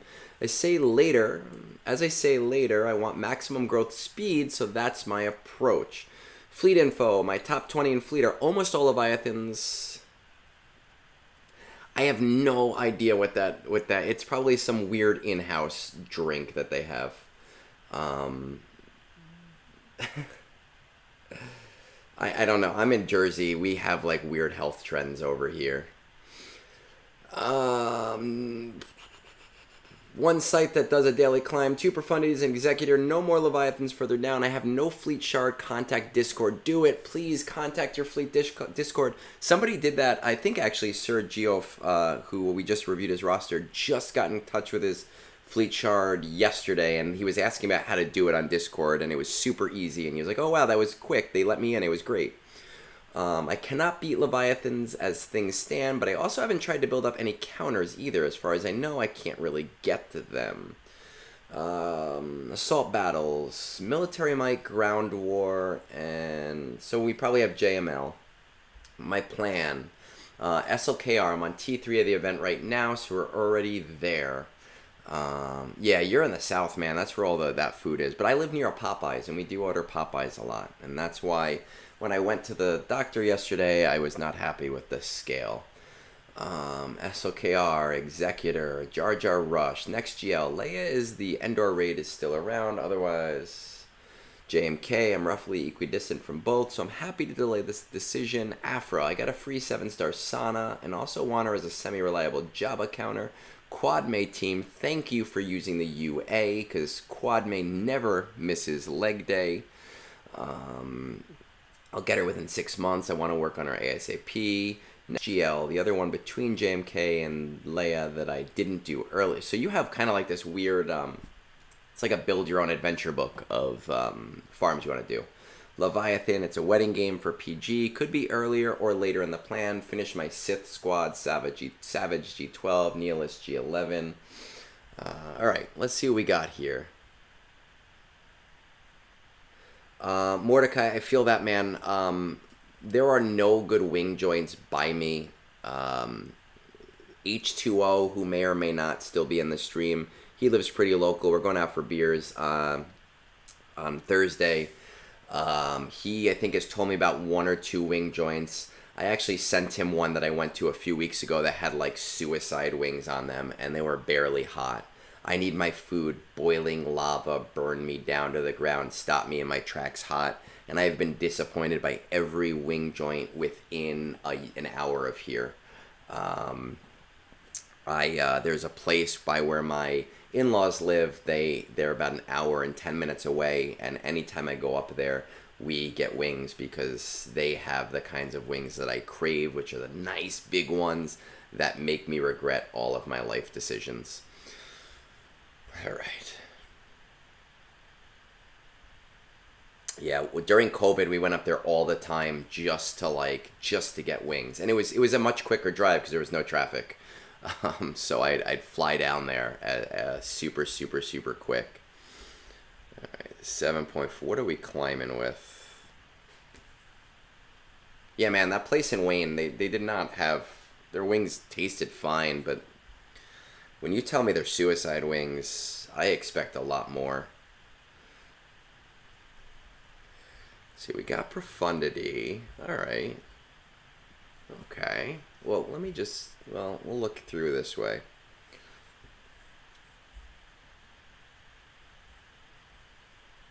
Profundity's 5-star. Okay. And what about Mark? So again, I'm just gonna take a quick detour to say and remind you, I don't do this myself. I do need to test it, but I don't usually have time to test these things.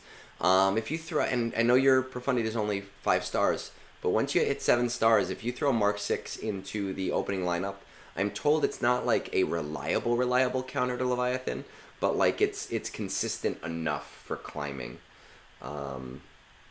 Yeah, even in Korea, the food was pretty spicy, but we were only there for like 3 days. Because it's the middle of the school year, so I couldn't do like a full trip. We actually, Mordecai, one of literally my first video that I ever did was a Hot Wings one. I had joked on Reddit, and then I had to answer questions while eating hot wings, and ended up using like the new Last Dab sauce and ghost pepper extract and mixing them together with Frank's Red Hot and some garlic stuff, and eating those on my first video ever, and answering questions about like Jar Jar and stuff. It was a lot of fun, and that's largely why I'm doing this now, is I'm like, oh, it was fun to get on and talk to people. All right, I get distracted way too easily. Let's see where we're at.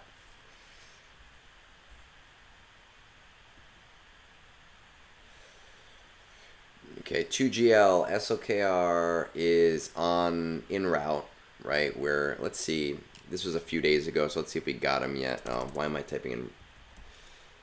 All right, so we do have him now. We just have to gear him up.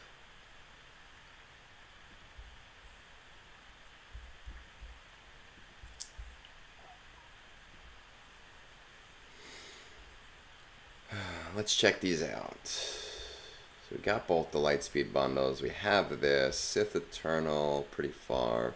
JMK 15, Lord 22, Executor not too far away. Grand Inquisitor we probably have 17, 15. Okay, so oh my god. Let's just look at your path again. So the path that you want to go is SOKR, Executor, Jar Jar Rush, next GL. So you say Leia is the Endor raid, still around, otherwise JMK. Afra, Quad May, the next GL after that, Leviathan, finish my Sith squad. Look, you're not terribly far from Executor, and it's not a awful idea. Because you can kind of slow farm the shards up, and it will help you, being in Kyber, to have multiple GL ships.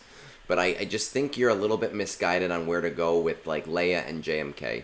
Leia, we are past the point of ROI on that raid, and even if you were to start it tomorrow, you're not getting it before that raid is over, unless you put considerable resources to it. It's not worth it. She's not a low tier GL. She is a good GL, but she is a low ROI team when you still have a lot of this ROI backing that you need to do, right? There's a lot of things that are still going on. I will say your places of power will get to CT3 pretty easily once you have SLKR finished, but it is going to be something that you're going to have to do every time, because it's going to be a 1-star and, you know, not very fun for you to do, right? So that's just something to kind of consider. I want to check out a few things before I make like any official recommendations here, though. We have our Grand Inquisitor. I want to check out our Phoenix. Okay, so maybe not worth doing that just for that. Bounty Hunters, Rebel Roundup. Okay, Imperial Troopers. Alright, so core gear should be something that's not too terribly much of a problem for you right now. Honestly, if you get Veers and Stark to G12, Snow Trooper to G12, and you bring Range Trooper up to 7 stars in G12, you should be able to Forest Moon 3 stars and Rebel Roundup at least to 2. Is it a priority? I don't think it's a necessarily a huge priority for you, though. It's just something to keep in mind. I think, though, again, you're a little bit misguided with those GL, and you're just looking at what you're closest to in terms of the like the actual materials. You're actually relatively this equidistant from multiple things, and I think largely you'll benefit regardless of the raid. Largely you'll benefit better from Jabba coming now, right? You have JML, so you have Jedi Knight Luke already. You have Profundity, so you have Outrider already. Jabba's gonna do a ton for your account, right? And we're gonna take a second to pop this out right here. Jabba is gonna do a ton for your account. He's going to give you Smuggler's Run 2, which is largely just a huge deal. If you're in Kyber, you need to be doing Smuggler's Run 2. And if you're not doing Smuggler's Run 2, then there's a problem, and you're going to have a lot of issues staying there because of your mods. It's also going to give you that CT3 on Rebel Roundup, which, again, we don't really have to prioritize, but it is a useful thing to have if you're getting ROI elsewhere. TB, he's nice, yeah, sure, because you can do something in every single phase, but you don't necessarily have to worry about that. He is a really strong TW team. Right now is basically the best TW defensive GL that there is, and he's going to help you in GAC. I use him often. Largely, I see Afra as a super luxury team for players, not necessarily something that needs to be prioritized, especially for people that are currently in your position. I think that what I would do, Jar Jar Rush for the raid. So I'm doing the Jar Jar Rush because I'm being ridiculous, and because I'm super on that train. I hate being in a position where we don't have all of the answers right now. Let's check this out. We're doing the 267 box, or the 230, whatever box it is, which is really not that far of a box.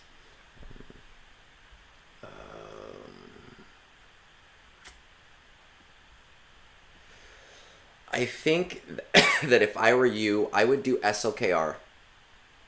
Do Jabba next, even before Executor. Right? SLKR, Jabba next. If you're insistent on Jar Jar, that's when you do Jar Jar. You can even start working on Jar Jar and his shards pretty early. You can start working at shards as they come out, right? Because Jabba's limiting factor is not going to be his shards for you.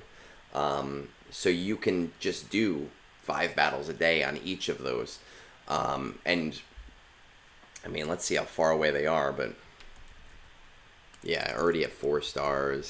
Skiff's already there. Okay, Bosch is almost there. So I think if I were you, this is exactly how I would accomplish this. I would finish up SLKR because you already have him and you just need to get him up to relics. I would go straight for Jabba right after there. As Jar Jar stuff, I would go straight for Jabba after there. As Jar Jar stuff starts to become shard farmable, then start shard farming him. That's completely fine if you want to do it that way. I would put maybe more priority towards Executor though, right? So I do SLKR, Jabba, 100% hands down, that's the one you want to go for next. Start shard farming Jar Jar. Finish up your Executor. At that point,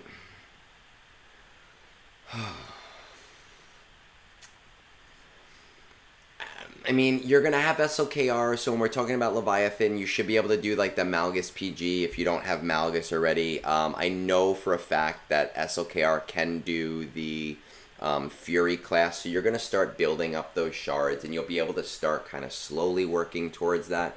I know you got a free 7-star Sana, but they're all accelerated. It's not like a super exciting thing for you right now.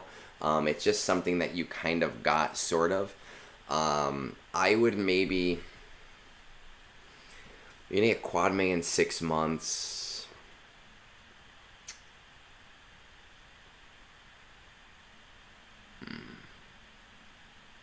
I want to keep you on your same train that you're going on. Ish. But if I were to rearrange your entire train of thought, it would be SLKR, Jabba, Executor to 5, Jar Jar.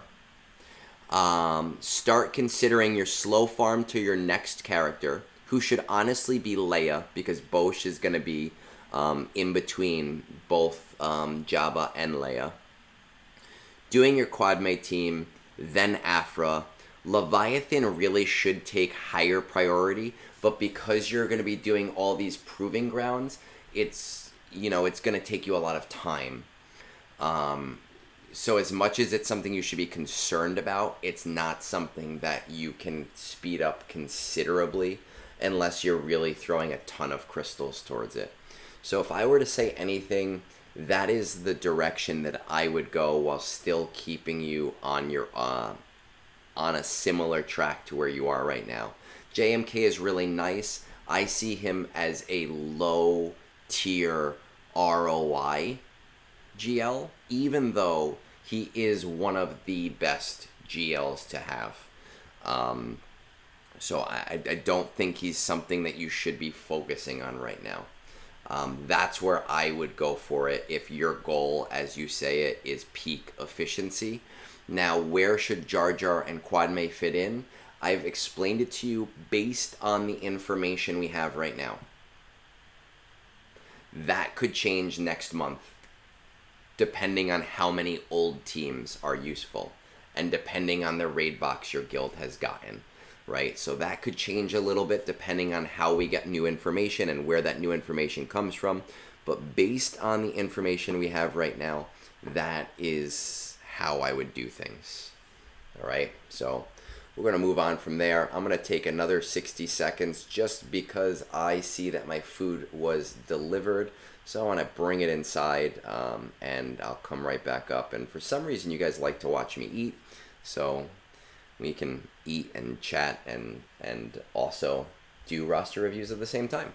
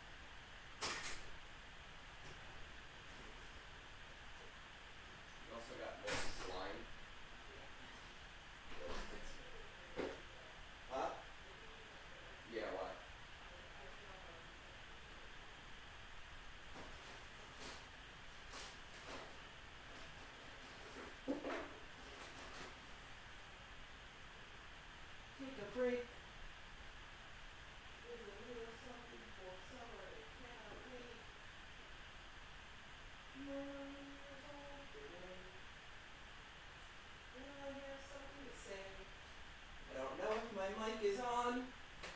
It's embarrassing if it is. Okay. Whew. All right, we're back. Let's see what we got here.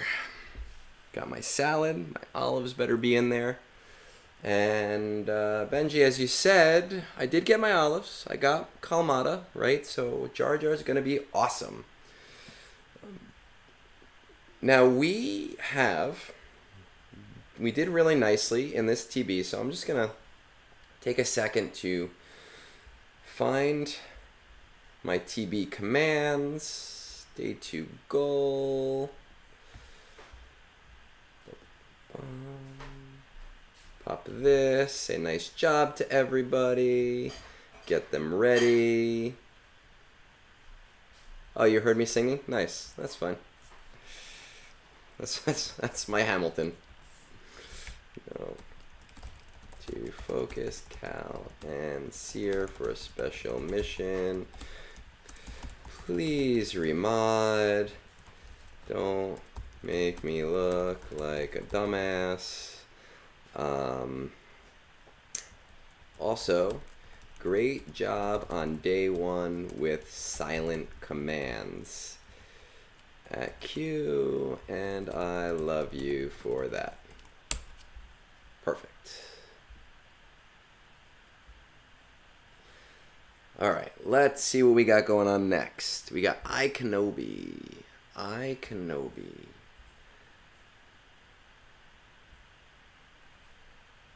Oh, I didn't even look at his thread. Alright, yeah.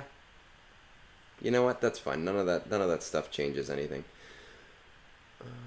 iKenobi, let's take our timestamp. 155. 00. Hey Egnards, loving what you're doing here. I have something of a plan, but I'm far from certain that it's the best path to pursue. I also just got promoted to Bronzium 1, from Bronzium 1 to Chromium 1, so I'm not really sure what to use for defenses now, and what to save for offense in GAC for Fleet Arena. I'm anywhere between 25 and 50. Top 20 is mostly Executors, with a couple of Profundities and 2 Leviathans, ABs, Rebel Roundup 2, Forest Moon 0, Places of Power 2, Military Might 3, okay, good, so probably JML. Ground War 3. Just got SLKR, and I'm currently stuck on Kairos to gear him up to get his ultimate. I'm currently farming requirements for Executor and staring up the characters for Afra after. Ugh. But I'm not really sure to go after that. If this is a terrible idea, I'm open to changing my plan, but I was wanting Afra because I figured most people on my level would have no idea how to counter her since it's rarely encountered. I'm also considering going for Jar Jar, not the first time, but the next time he comes around. I try to balance efficiency with fun and didn't hesitate to put off relicking important characters to get characters I wanted. Any help is appreciated. What I will say with Afra is remember that everybody uses .gg, right? I never not use .gg. If I'm unsure of a counter, I type in that character name, I type in counter, and there's so many options. Afra is not super great on defense. So I don't know if that's really the smartest move. I really see her as a super, super, super luxury farm.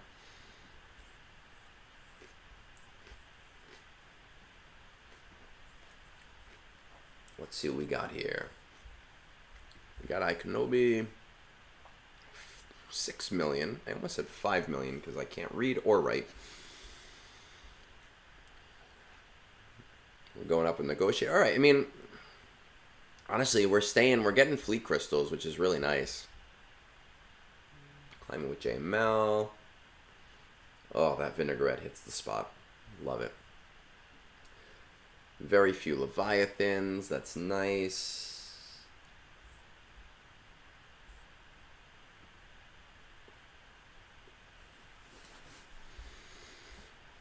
Okay, we're stuck on Chirotech. We have nothing on Forest Moon. Yeah, she's great with her Kron, right? But also with her Kron, I'm not throwing her on defense. I'm using her against Jabbas at that point.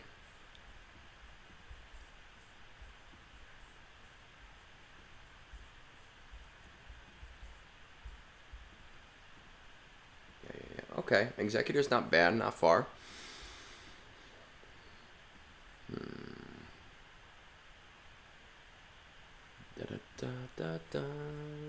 Let's take a look at some of these characters now.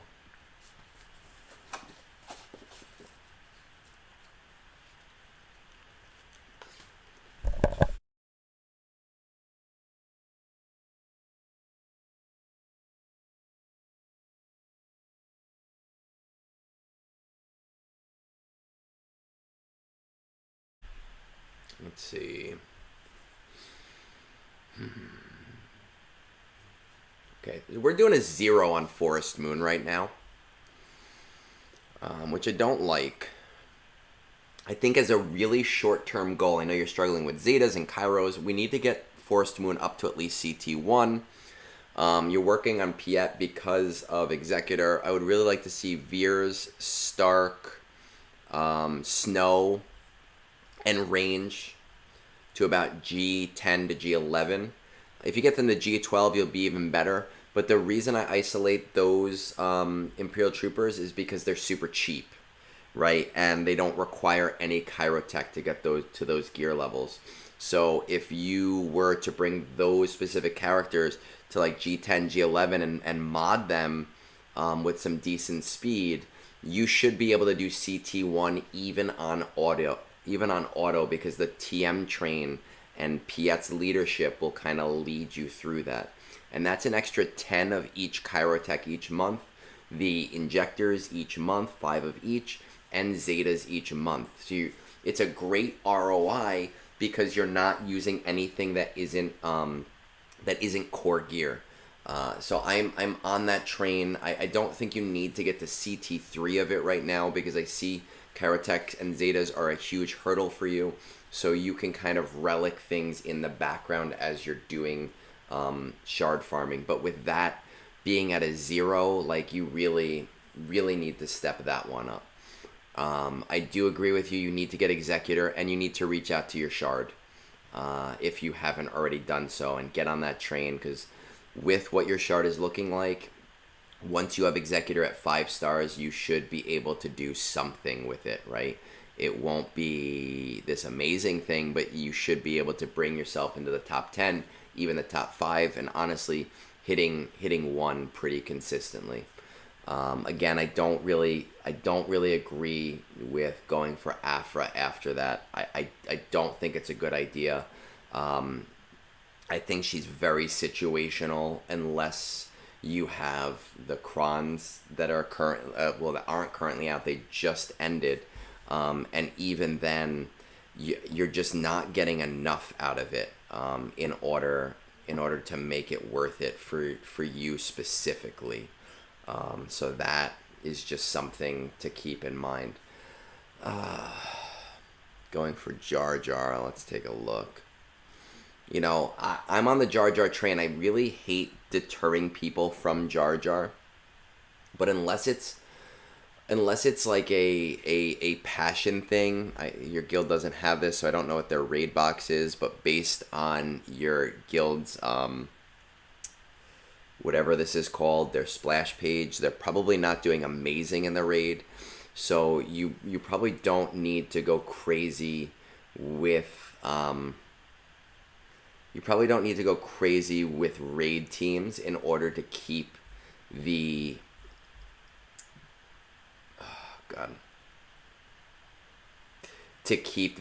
rewards that you're already getting, right? Now, specifically after you said Jar Jar, you said trying to balance efficiency with fun. So I understand that it might be a fun thing. Well, if I click on his raid, let's see, because normally if you click on the guild, right? I'm on the guild, and usually you go here, but they haven't set this up yet. I don't know if in GG. Oh wait. Let's see. Can I do this here? No, this doesn't tell their scores. Raid history. Let's check that out. Look at that. See, I learned something new today. So, I mean, I don't see it as something that you should be doing or prioritizing unless it's for fun. And because you said something about fun right around that same point, I am inclined to believe that you want to go for Jar Jar mostly because you think he's silly. And I get that because that's kind of why I'm going for Jar Jar, and that's why I'm doing it first run and making a big deal out of it. But that works for me because of where I am. I think, let's just check. I'm really getting use out of this today. Skiff. Bosch. Yeah. I think that if I were you, I'd finish up SLKR. I would do that minor project I mentioned with Imperial Troopers, right? Veers, Stark, Piet, Range, and Snow, because you can do it at a super low level because of the TM. Finish Executor. You need to hop on the Jabba train pretty early on right now. I think it'll significantly benefit you as a player to be on the Jabba train. It benefits most people to be on the Jabba train. After Jabba, after Jabba and while you're working on Jabba, if you want to start shard farming Jar Jar stuff for fun, because you're like, oh, hey, this is the fun thing I want to do, then fine, that's when to do it. Start slow farming shards, but Jabba should be your priority over Afra. I think it's super, super, super important for you and where you are in the game to be able to do that. I want to check this one more time.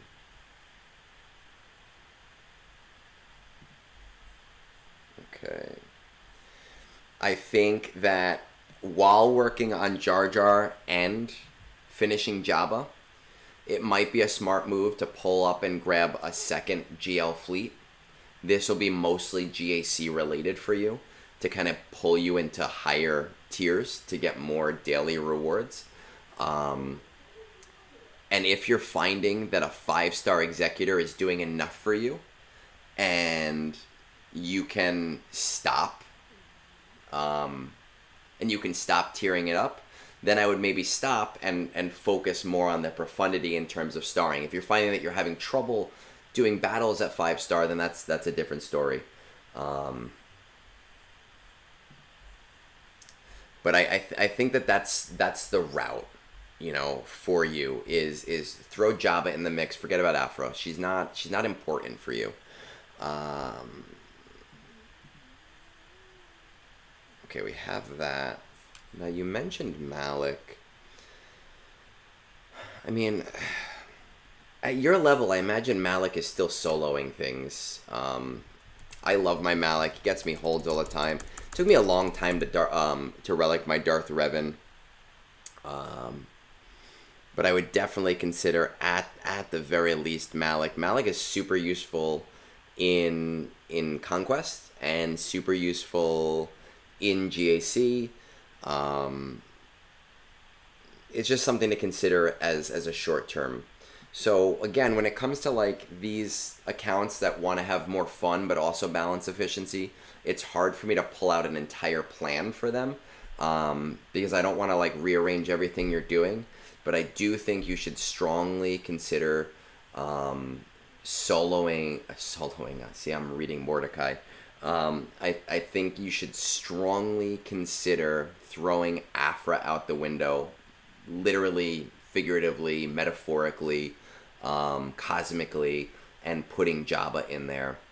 And I would strongly consider doing Profundity after that to have 2 GL fleets, which will really help you in GAC and give you more daily rewards.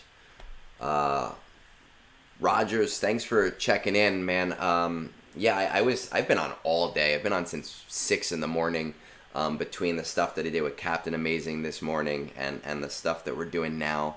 I'm glad that people find it exciting and interesting and like watching this stuff, because I enjoy doing it.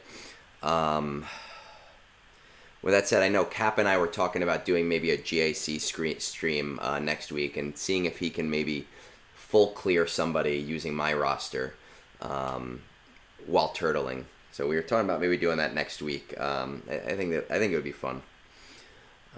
All right, let's go on from here. Let's see what we got here. We got Thrawn.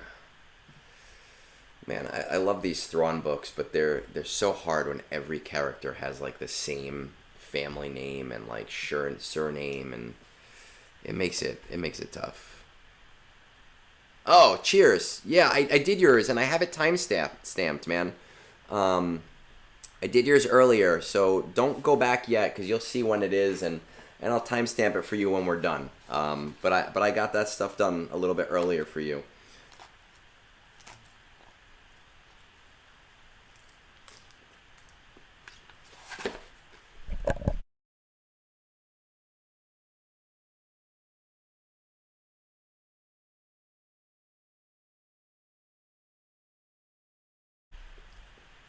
All right, let's see. We got Thrawn. We're just gonna call you Thrawn because that's your name. Thanks for all you do. Finishing up some of the farms and looking for a bit of direction going forward. Fleet. Good amount of Leviathans at top and others that can climb versus them. In a Discord that cooperates and respects each other's payouts. Love that. That's awesome. Swaps fleets after payout. Super awesome. Currently usually swapping 1 or 2 with another player post time change in US. Awesome. Awesome. Awesome. Love hearing that. Everybody wants to work together. Assault battles look to be in pretty good shape. Just finished up in the Inquisition. Just finished up the Inquisitor and Riva, half carried by Guild, and on the short term have a couple R8s for the Guild. Boba Fett, Scion of Django, Dad Bod, SK. Yeah, when you read the book, the first book is, well, the new series, right? The first book of the new series is amazing. The second book I didn't really like that much. Third book I loved, but then when you get to the prequel series and everybody has like the pre-names and the post names and the surnames, it gets really confusing. But they are still good books. Debating on if I should hold off and hit low-hanging fruits like Bo-Katan or plug in a few holes on teams like Rogue One, Septroid, Sith Trio. Also have a number of Conquest characters languishing down the list, waiting their turn. Any advice is much appreciated. Alright, so I got you here, which is nice, but you're in K2, which means there's probably not too many terrible options that we got going on here. 9.6 million, so about 2 million off from me. We are climbing with the off-meta counter, but you do have Leviathan. Or I should say you're switching. So the opening sequence of the first new book is mind-blowing. Reading that, I don't read a lot of fantasy. I don't read a lot of sci-fi. I feel alienated from them, which is crazy. I just feel like naming conventions are so weird. But I loved it. Loved it, loved it, loved it. It was so solid. That first book is like a perfect 10 out of 10.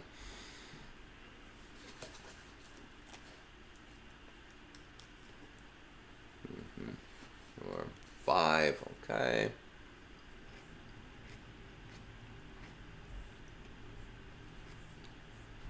See what we got here.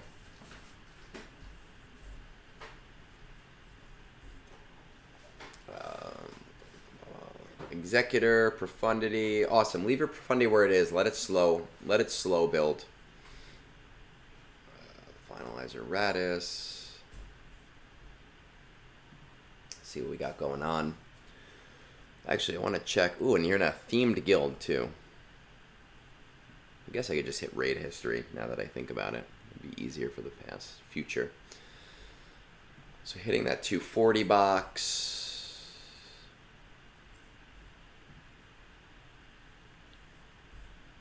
I will say that when people do things for the guild, I really appreciate it because I am the person that asks people to do things for the guild.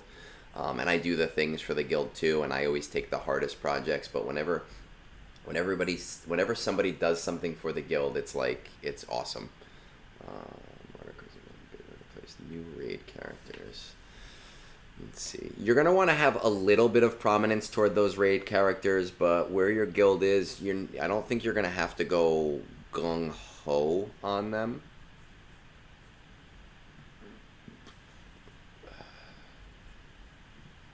The answer is Jabba.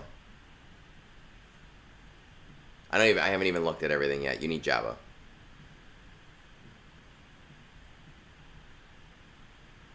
You know, Bo-Katan also, I've had this discussion multiple times. I had it with Bones yesterday. I think I had it with Captain Amazing this morning. I've had it so many times. Bo-Katan is like a low-hanging fruit, right? She's right in your sights, but she's also a super luxury. The only reason to really get her this early is for GAC. But if we're talking about things that we want for GAC, Jabba just makes more sense. Because you're talking about mod generation over a long period of time. But we're still looking at things, so let's see if we can low-hanging fruit this forest moon, shall we?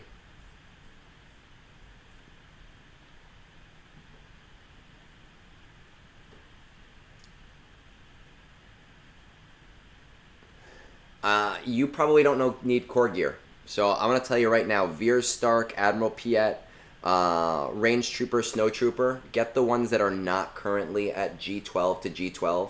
Throw on some good mods. The other team will never get a turn. You'll never. I mean, the opening round you might have to restart a few times, but once you start getting turns with that team, they will never get a turn. You're only using core gear at that point. It is worth doing. Dark Troopers at G12. You could try it with Dark Trooper instead of Snow Trooper. He kind of carries that even at G12. You, I think, already have Imperial Troopers that can do Forest Moon. You just have to do a speed remod. And you could essentially do it. Range Trooper, really get them up to like G12 or so for speeds and other things. But again, it's all core gear. So that's like a super low... a super low and quick and easy. That's like your low-hanging fruit right there.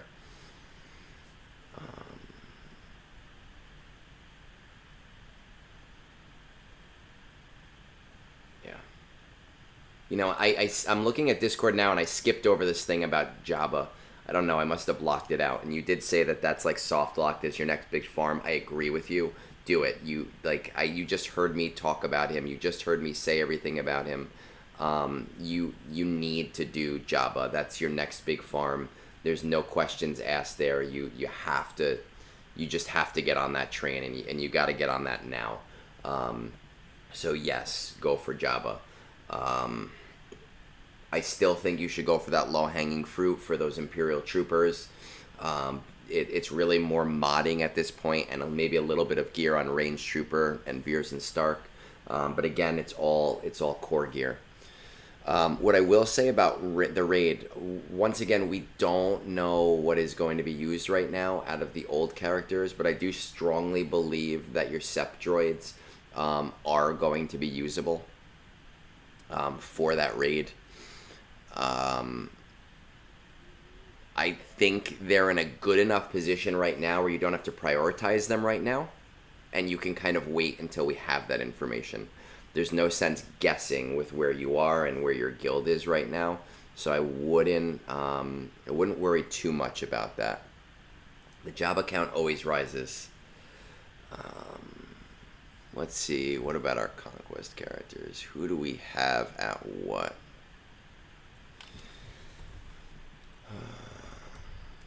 We have Ahsoka. I'm assuming Trench is probably, yeah. My Trench is not that great either. I typed in Dad Bod Boba. Alright, so you just have to bring it to R8 for your guild. Just do it. Just pull the trigger. You're already so close. It's not that big of a deal. It'll help your guild out a lot. I did SK to R8 for the same reason. Ben is fine. Maul is fine. My Dark Trooper Moff Gideon, honestly, is still like G9. I beat it with Adrad in GAC, and that's all that's really important. Malgus is fine. 3. I mean, all the good ones that you need are where they need to be.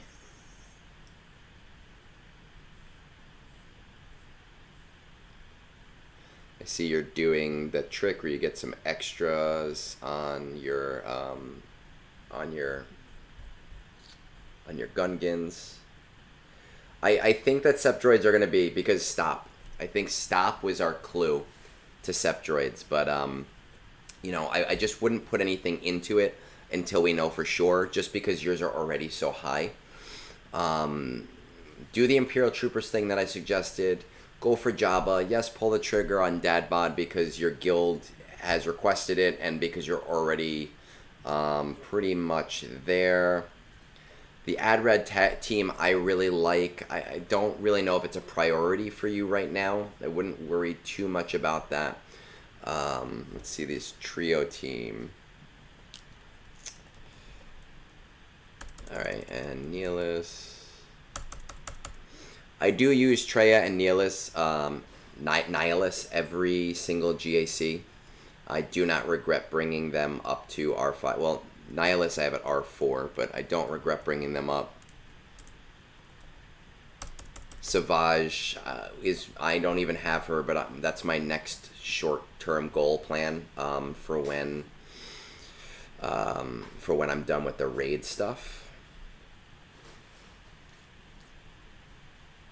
Conquest units. Let's take another look.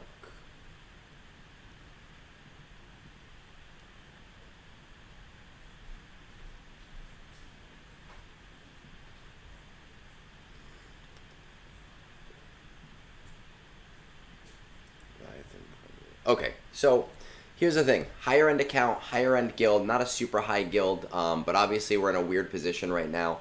I think that you should be prioritizing Jabba. I think you should be prioritizing just getting those Imperial Troopers just high enough. I think that where I isolated for you, you actually will be able to do CT2 or CT3. But CT1 is really... well, you already have CT1. I think you will be able to do CT2, CT3 with where you are with that. I think that otherwise, outside of Jabba, and you could do the trio team. The trio team is not bad, and I get so much use out of them. But outside of that, I think that you kind of need to be in a little bit of a holding pattern because you do want to put some priority towards the raid, right? Where you are in the guild, you're at a point... you're at a point where I think it is worth it for you and your guild to have that priority. I would be at the very least slow farming the Gungans as they become farmable, especially because you did put some crystals towards getting them up because of the new marquee structure. So it'll be a little bit faster than usual. As far as the DC purposes, that really depends on which datacrons you have. You know, I don't have any Sith. I actually re-rolled my Separatist datacrons to things that I found to be a little bit more useful for me, and I'm happy that I did because doing that I ended up with a Sidious Cron, which was beautiful and super happy about that. But these are all small projects, right? So if you do want to do just one or two characters, that's not a big deal. That's fine. But I do think that outside of Jabba, you need to start thinking about raid stuff, and we do not have enough information right now outside of Jar Jar Binks. We're in April. I'm expecting within the next month we will get some information on what raid teams are going to be used, and based on your guild and what they want to do, you know, I do think slow farming Gungans is the right way to go. I do think you're at a point in the game where Quadme is within a 3 to 4 conquest cycle for you, depending on how much prominence you've put toward it, but it's been a really easy conquest so far, so if you didn't have problems with it last time, you shouldn't have problems with it again. But I do largely think you should be in a little bit of a holding pattern right now. Now, I think it was profundity that you only have 4 or 5 stars. Like I said before, don't speed relic that. Let that just kind of build up in the background, save your crystals. But Jabba is your hard right now farm. You know, after Jabba, after raid stuff, you're going to have 6 GL, and at that point, if you want to bring Marauder up, then that's your time to do Lord Vader, because if you want to bring Bad Batch up, that's usually the big hurdle to doing Lord Vader. But I think that the raid is far more important than that, especially because you have Leviathan, so you are climbing just fine. But that's, I think, what you should kind of like consider. I don't think there's anything major. I think you're at a point in the game where you kind of have to play careful and not use too much of your materials because you need to jump on the things as they come out, if that makes sense.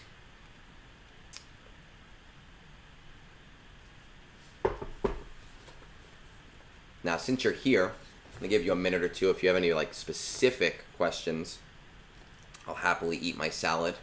If you feel like you got what you need, then just tell me and I'll move on. I have one more for today, and if we stall it nice enough, we can go right into TB2 as well.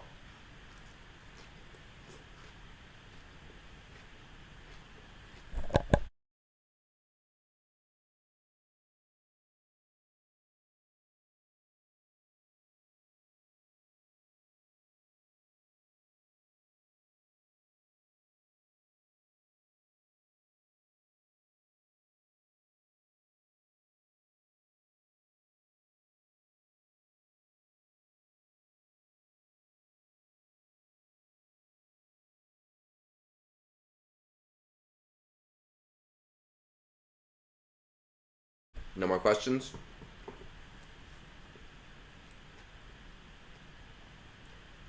Or typing an essay. One of the two.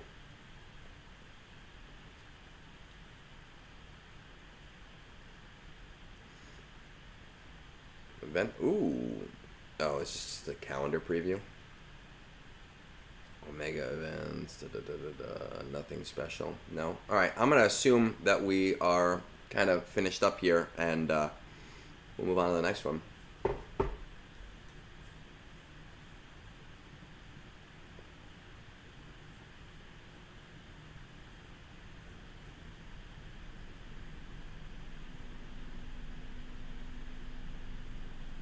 Oh, you saw it before me. All right, gotcha.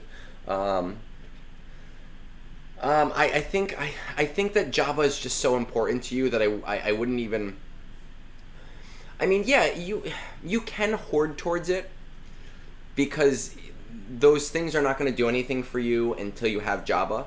So you can hoard for it if that makes you more comfortable. But I largely think, I would say there's like an 85 to 90% chance that there's no reason to pivot. So if you feel like that's the way you're more comfortable farming, then that's fine. But my fear is if you go the hoarding route, then the second we get raid stuff, whether or not it's the smart decision, you're going to go for that. And I just think that being where you are in K2 and being in a higher up guild, those mod things are just so important to you that largely it should be your next project regardless, right? Like no matter what.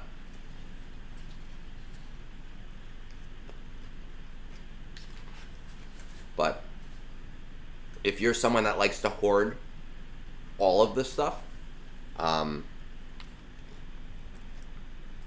get that. Do it that way. There's no difference. It's not my preferred route of doing it, and everybody has their own preferred route of how to do their farming.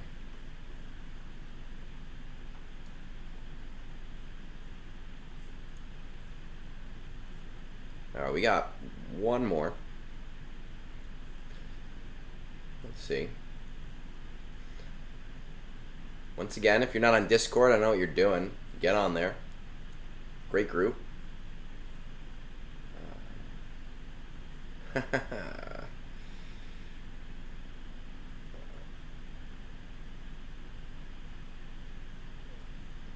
at everybody giving me shit.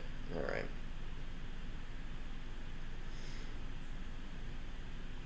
All right, now I have this GG up here. This one came through this morning while I was on with Cap.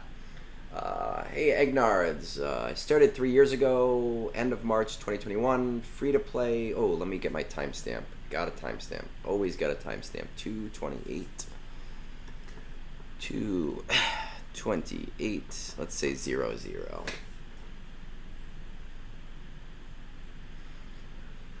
I started with SLKR. Yeah, absolutely, Thrawn. 100%. Do what I can.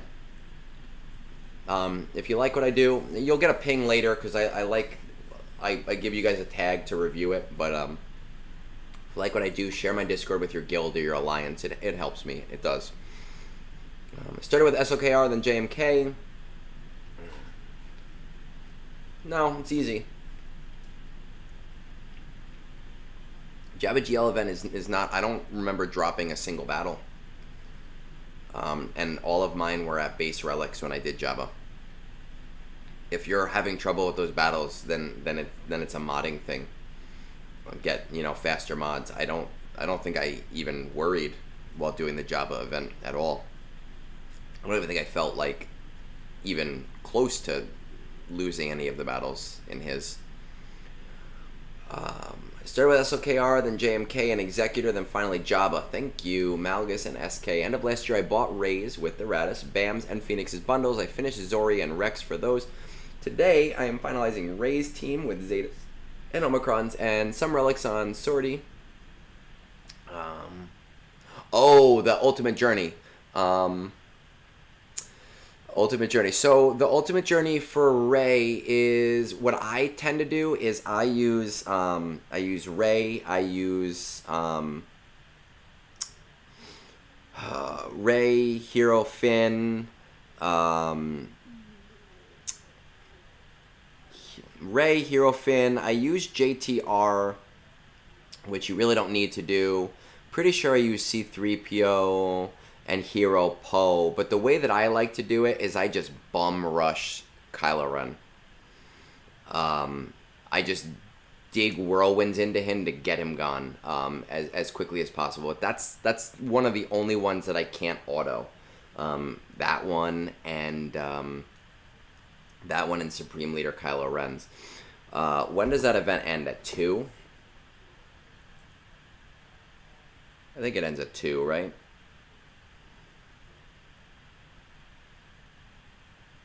We got an hour and 36 minutes. So, I don't know if I want to refresh it, but I do have a video actually. I have a playlist called Events. It's auto events or something like that, and I do have a video of me doing the Ray one and walking you through it. So Stama, if you want to like pop off and check that out, you know, I have what I do there. As for my next project, the last 1 or 2 weeks, unlocked Ray, Ben, Profundity. Bongzilla, thank you for the support. I appreciate it. I'm all over Reddit. I'm very new to video. But I've been having fun, and you guys make it a lot more fun, too. Farming the characters for Jedi Knight Cal Kestis. Relicking some tunes for JML Journeys. I am very close, maybe a week. Darth Bane will be unlocked this conquest.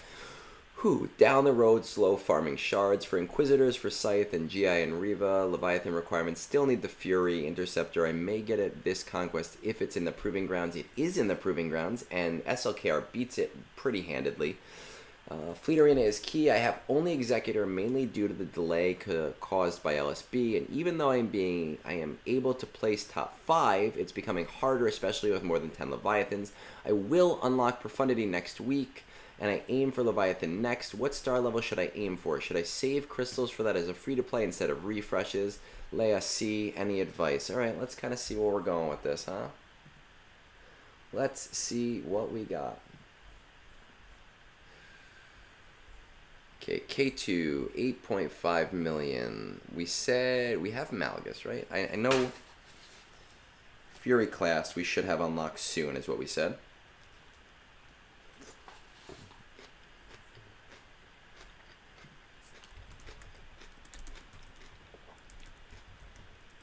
Got Malgus. Now this came in today, so he's probably talking about the conquest that's coming up in a month, or it'll finish in a month.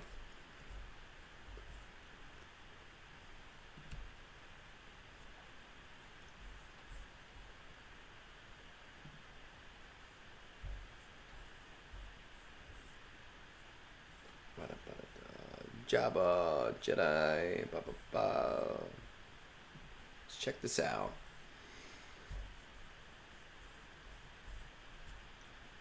How close are we? Alright, we're super close in JML. Nice. Let's check out this Leviathan.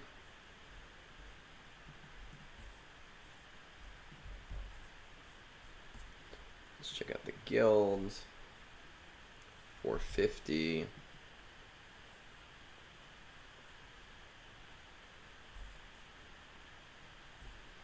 Hit the wrong thing because I'm a dummy dumb. Dummy dumb dumb dumb. 267. Okay, so we're doing pretty good there. I want to see. I don't think I have any assault battle information for him yet.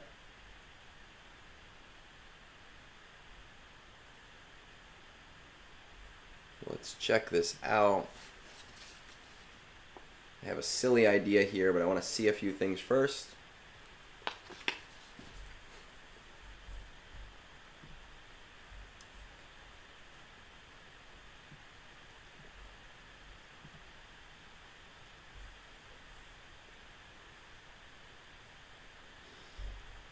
So we have SOKR, so we should be doing Places of Power, whether or not we're doing it at 1 star or 3 stars because of the Sith, that's fine, doesn't matter. Let's see, we got the Phoenix bundle. I'm assuming we're doing CT1 of the Night Sisters Phoenix one with Captain Rex. You might need Hera's Leadership Zeta, whichever one gives everybody the ability to have each other's uniques. I would recommend doing that if you're not able to do it yet. It'll just be a really quick way for you to kind of move that one up. You're finishing up JML, so you should be doing CT3 on Military Might. Same time, you should be either doing or close to doing CT3 in Ground War. The key is no speed Jedi Knight Luke Skywalker in the lead. If you wanted to do it right now, I would do Hermit Yoda as fast as possible. If you want to do it after JML, then it doesn't really matter because JML will be super fast anyway.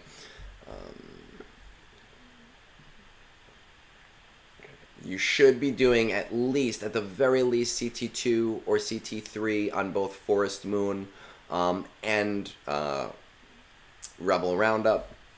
And I think you said you have Reva, so your assault battle should be... No, you don't have... Is somebody else that have Reva?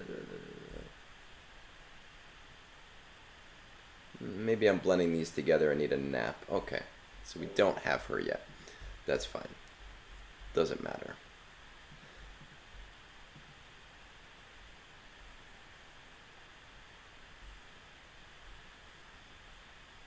Have Dagger.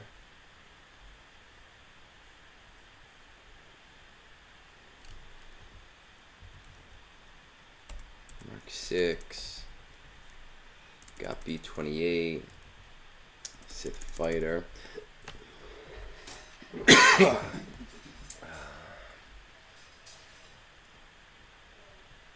Let's check out this. Marin. Saw. Tarful. I would honestly... I personally would recommend stopping Saw and Tarful for the short term. Only because the Jedi Knight Cal Kestis event is not coming back until he's permanent, which will be towards the end of June, early July. And those characters will be becoming accelerated relatively soon. So you're kind of wasting your energy on them right now by bringing them up further than they already are, because getting them to 7 stars faster does nothing for you.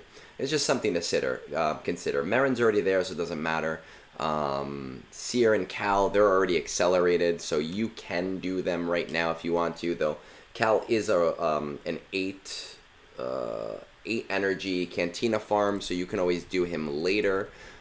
Seer, you can start and finish now because she's already accelerated, but let your energy work for you, don't work for your energy. Darth Bane, this conquest, so we're talking about the conquest that is coming up, right? Oh no, you didn't post this yesterday, did you? No, you posted this today, so of course you have Bane. Strange. So do you have Fury then? Or are we talking about next conquest?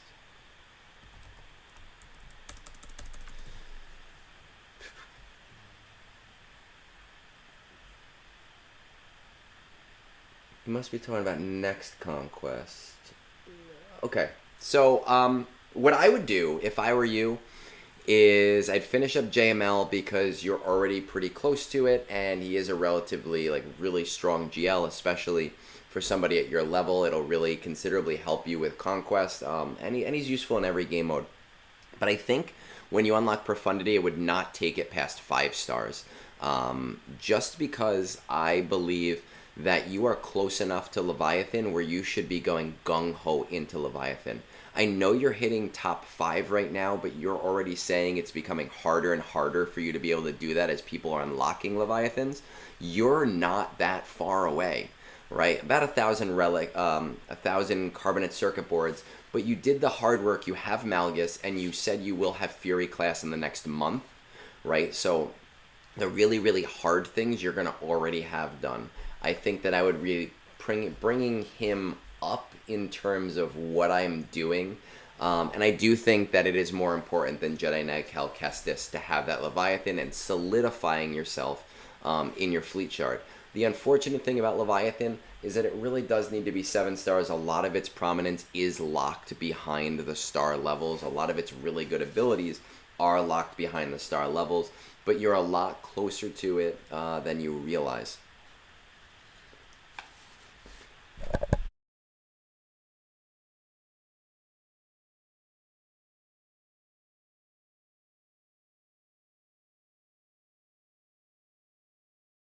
Now the thing here though is Jedi Knight Cal Kestis only needs G12 characters. So as you're relicking Leviathan things, you can still be working on Jedi Knight Cal Kestis, and as those things become accelerated, right, you can put gearing towards them, and you can put shards toward them, and you can kind of actually work on these two at the same time. But I would give any degree of prominence to the Leviathan over Jedi Knight Cal when it comes to having to relic things. When you do get Jedi Knight Cal, you're going to have to do Seer, and you're going to have to do Jedi Knight Cal Kestis to relic 7. Your guild's going to want you to do it. I'm sure you're going to want to do it. So just kind of keep that in mind. But I do think Leviathan is a little bit more important for you right now. Yep, Ben.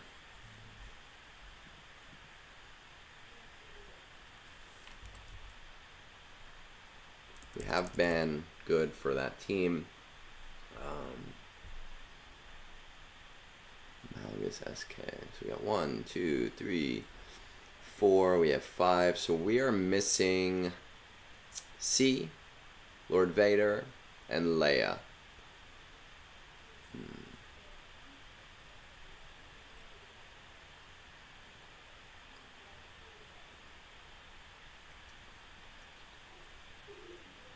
I would say the Leviathan is your most important thing. I would say Jedi Knight Cal Kestis is your second most important thing. I think you said you had this, but let me check. Yes, you do. You are at a point in the game where you might have to have some prominence towards raid-related stuff, but again, we don't have that information right now. We have no idea what's going on with it other than Gungans, right? So it's just something to keep in mind that you might want to keep things a little bit tight in terms of the energy that you need for unlocking things. I do think Leviathan is more important than that raid stuff right now. But as we know what new teams are useful for it, what old teams are useful for it, you can kind of make more informed decisions. But I do think Leviathan is your gung-ho. I do think Jedi Knight Cal Kestis is your close second. I think that raid-related content, which is kind of like up in the air right now, is your third. And if I were to say anything about which GL to get next out of the 3 that are currently available to you after JML, right? And JML is all the way at the front, but you're just so close to it that I'm not even thinking about it.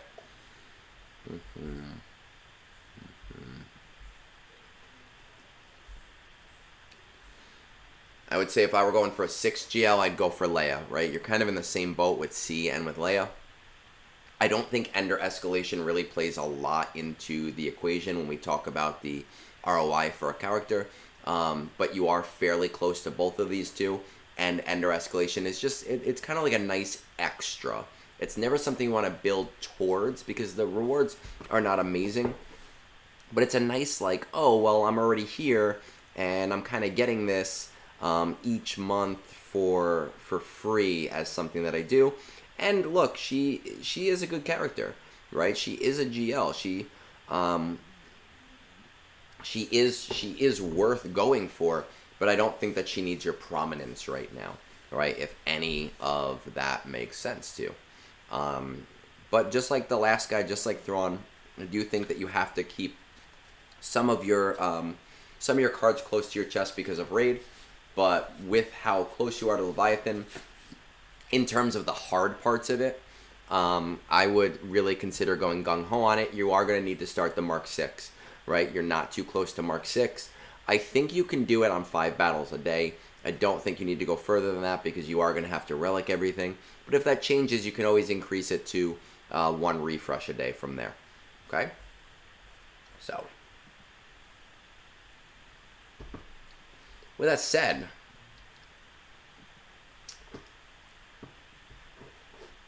it is about 12:40, which means we are about 20 minutes away from the next level of TB, and I can show you how to auto pretty much the entire phase for the most part. Unfortunately, that means we have 20 minutes where you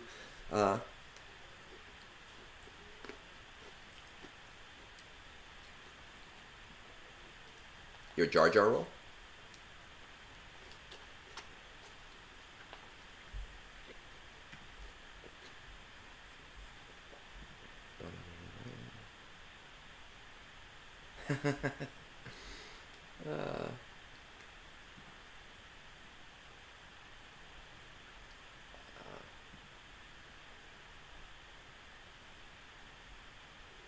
Oh, I see you on there, Jar Jar. I see you in general chat. While we wait, we got 20 minutes. If you're not on Discord, get on our Discord.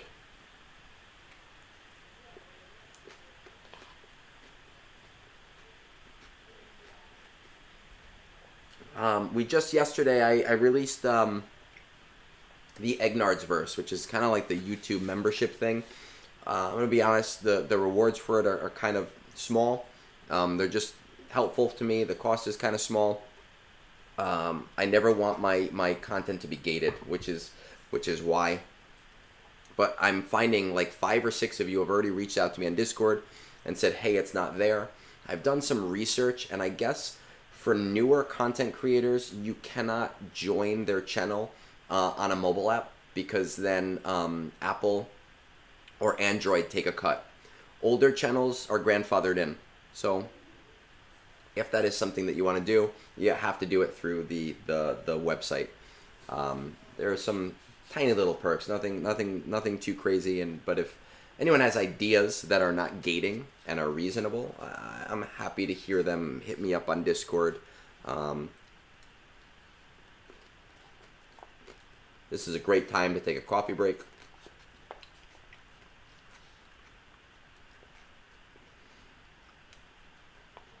Bit Dynasty is the king, man.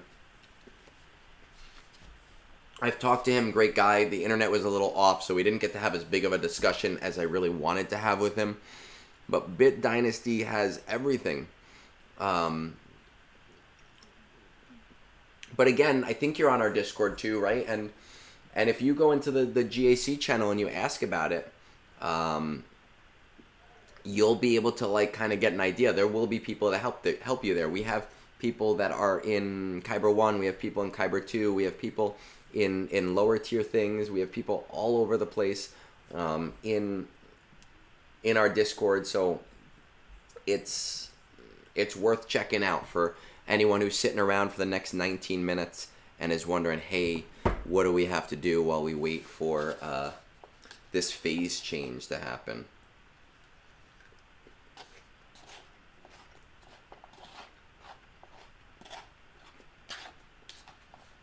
But I highly, highly, highly, highly recommend Bit Dynasty. I use him half the time.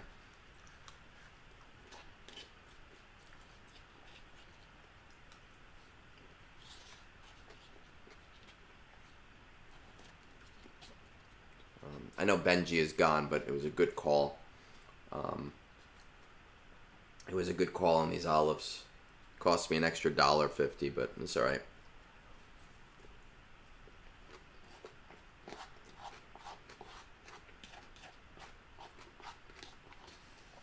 It is okay. I'm gonna tell you, look, I don't think he's here. I saw him this morning at like 6 in the morning on Cap's stream. Blackhammer, he loves his modding, so I had to name the mod channel after him. I almost never look at the mod channel because it pisses me off how much better everybody else's luck is versus my luck.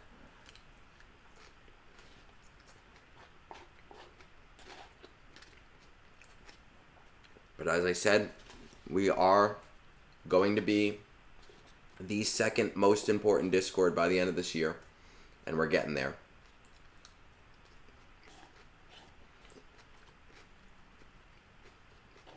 Yeah, I wish I had the luck with mods that they have. Obviously, I have a big backlog from years and years and years of playing, but every friggin' day, they're popping off these new mods that they have, and I'm like, where are you getting these things?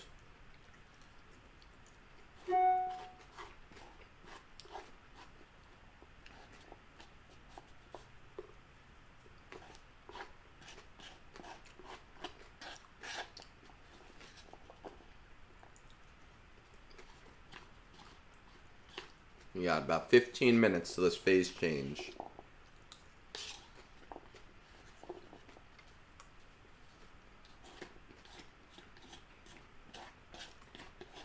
This is me trying to eat healthy today.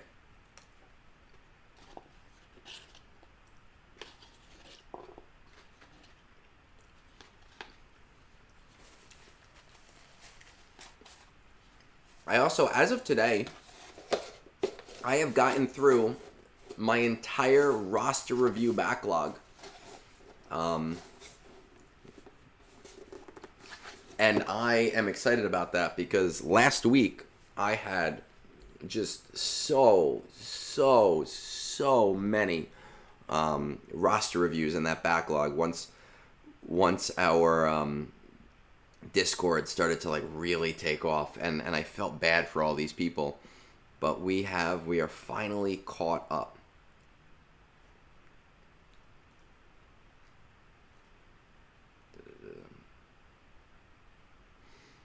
What do we got?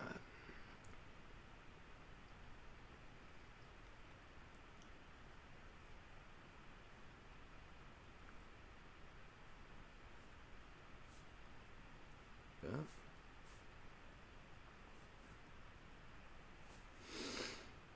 Almost there.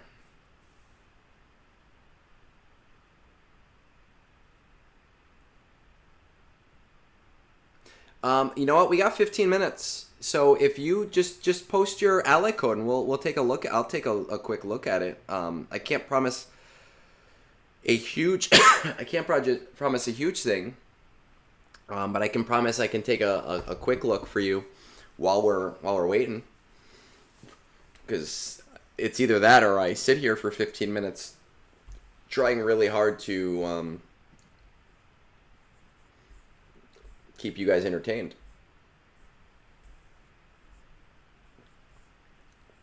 And I mean, you heard me singing before. I'm not the best singer.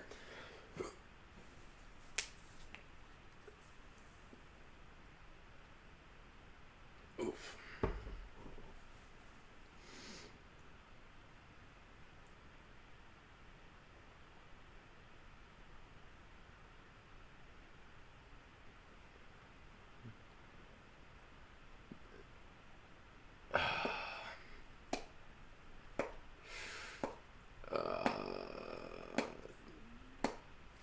Zavor, I know I have your roster here somewhere, right? And we were talking about that priority.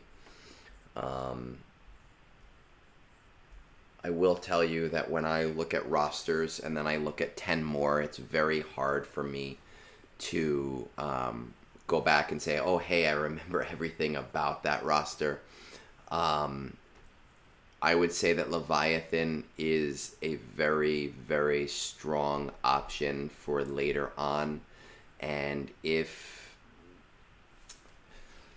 you're seeing 7 to 9 months total, and you think that you're like 7 to 9 months away from the actual Leviathan ship, it largely will depend on your fleet arena. You know, get to where you're comfortable in terms of climbing, but we are going to see a meta shift, and Leviathan is the much, much, much easier option. Let's see what we got here.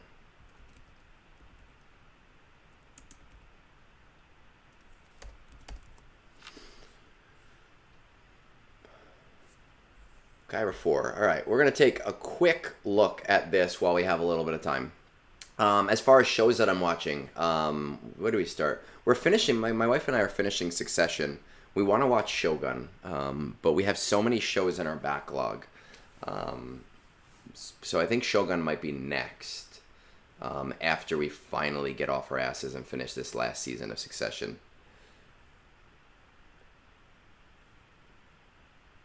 No, Zavora, I know that I looked at it on Sunday. I do remember looking at it, but remember when I see between Sunday and then I watched a bunch with Bones yesterday, and then I watched some this morning with Captain Amazing, and then another 6 today or 7 today, and it all flows back together.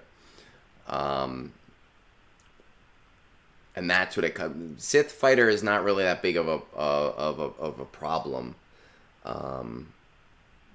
Because you have plenty of time to get it. So it's not really... but the other ships for it, you know, you're looking at... I'd start slow farming some of those. If you give me a TLDR of the path that I told you, I can... it'll help jog my memory a little bit more.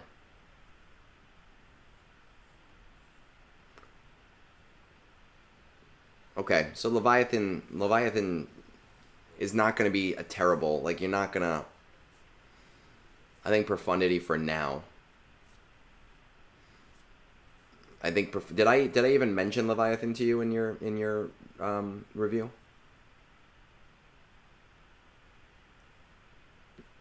Succession's a slow burn. If you liked Mad Men, if you like not Bad Batch, Breaking Bad and Better Call Saul, you know, then you'll like Succession. But it is definitely a slow burn.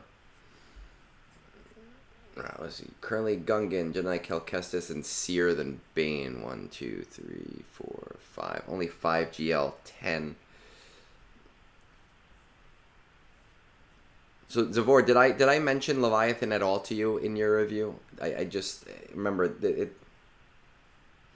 it does. It blends together so much when you do a bunch of these.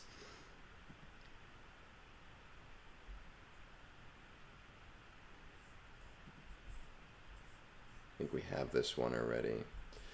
Yep, we've got that. No C, which is fine. No JMK. We're missing those 3, right? We're not. No, so if I didn't mention it to you, and you're taking first, I wouldn't crazy prioritize it. I wouldn't worry too much about it. You know, keep an eye on it, but I wouldn't worry too much about it.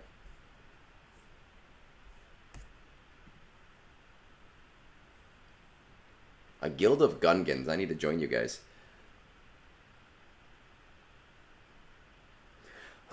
Yeah, so all of my advice is tailored to the account, and I didn't, you know, if you look at my reviews on Discord, you'll see a lot of people say, like, hey, I'm really happy that you, I'm really happy that you took into account the things that I want to do.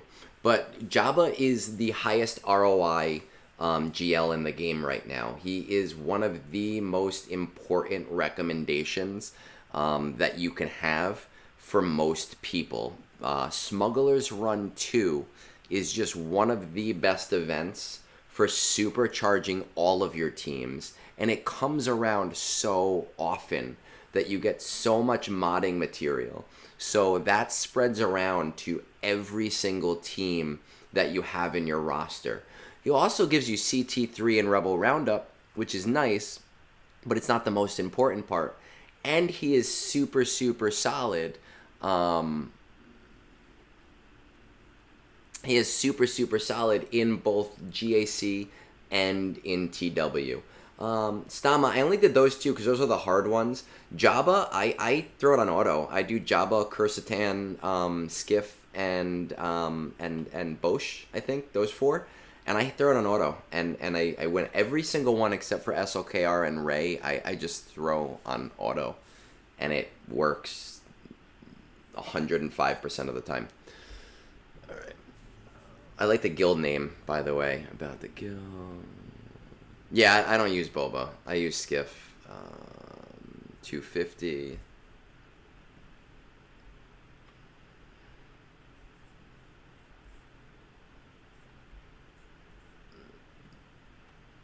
And you're going full in on these Gungans, right? Like you're planning on getting them pretty early on.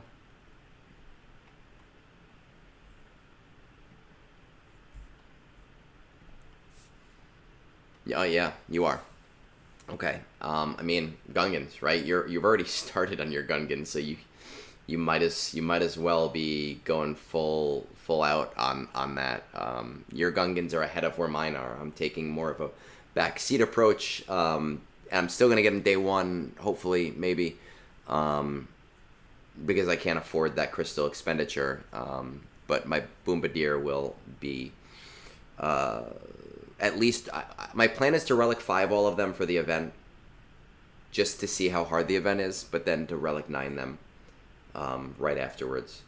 Obviously, your Gungans are where you need to be. You know, but if you're worried about like raid stuff, I'm gonna tell you, don't do this yet. But I do see Separatist droids being a big thing for this raid. I do see them being one of the old teams that gets prominence in this raid, so it's just something to kind of expect if you're looking for that.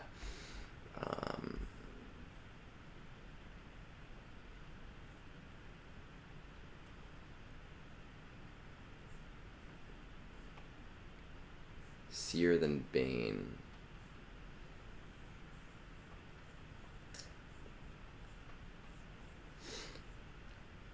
That hype train for food. I had my salad. You missed my salad. I didn't get a hype train for that. Nobody sends me bits for eating salad.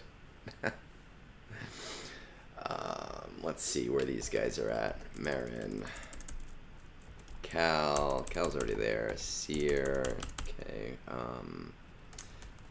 Tarful. You got a few months for these guys. Keep that in mind, right? Jedi Knight Cal's not coming. Well, actually, do you? All right, you already have him, right? Because you only have to beat G12. I think your guild is going to appreciate the Gungans more than they appreciate the Jedi Knight Cal Kestis thing. But yes, you're going to have to do Seer and Jedi Knight Cal Kestis to 7 after that. It's just they're gonna.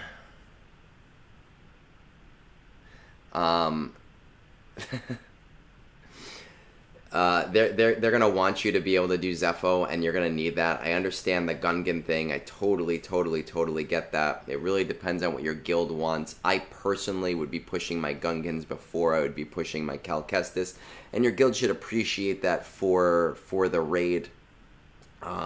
Largely, I think it is more important, but your guild might feel otherwise. These are all like guild projects. So sometimes guilds are very, very heavy-handed on what they want you to do. I personally would be doing Gungans first, which is you've already started on. I would be doing Seer and Cal to R7 next, right? And then I think you said you're getting Bane pretty soon, if I remember correctly. Yeah, you're getting him either next time or the time after.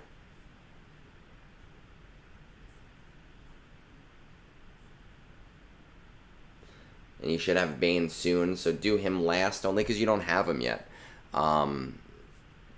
You know, he's not there yet. With that said, if you want like me to really go in depth in your roster and really look at things, I do have that roster review channel, and and I will make time for it. I'm just kind of taking a quick cursory look and answering your questions because we have the phase coming up in 3 minutes. And I generally like to have answers to those questions because it just helps me out.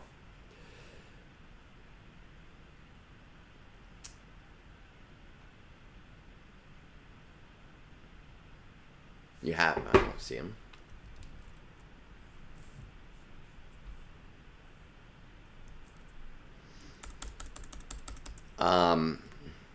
Yeah, and Mordecai, it's the same thing, right? It's really what your guild says.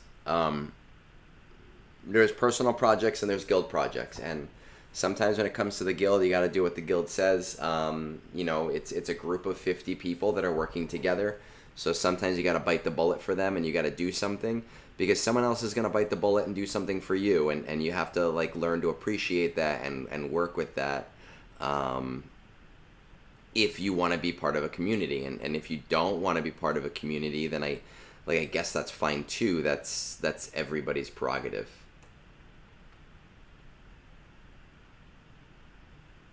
Yep. Let's see.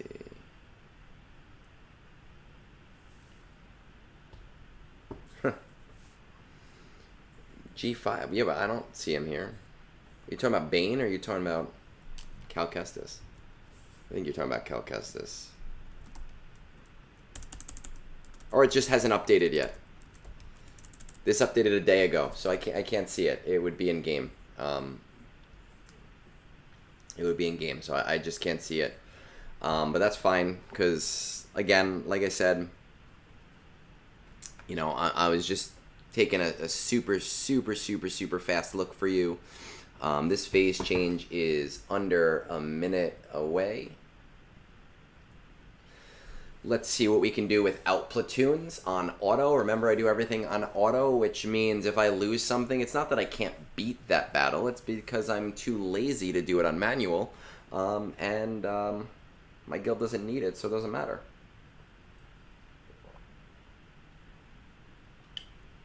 Yeah, Jar Jar, I got you. It's just that .gg doesn't update. It doesn't push update unless you're a supporter. So I can't see. It's telling me that your account updated a day ago. Yep.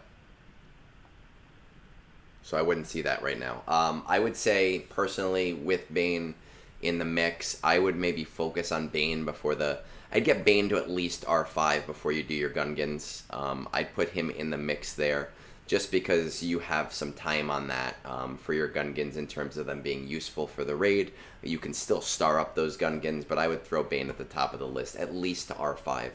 After R5, that's kind of up to you. I'm finding him useful at R5. He is killing Lord Vader's with Maul at R5.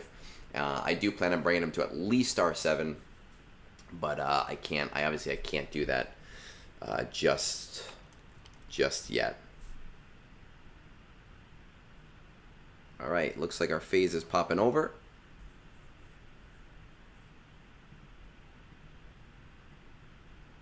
Let's see what we got here.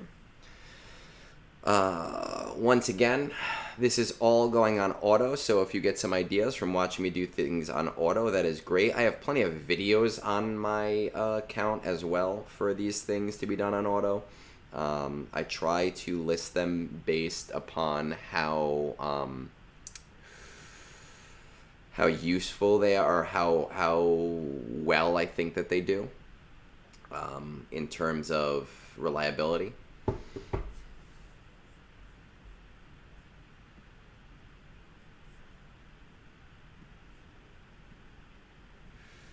See what all this stuff means while I'm doing this here. I don't know what any of this stuff means. It's cool.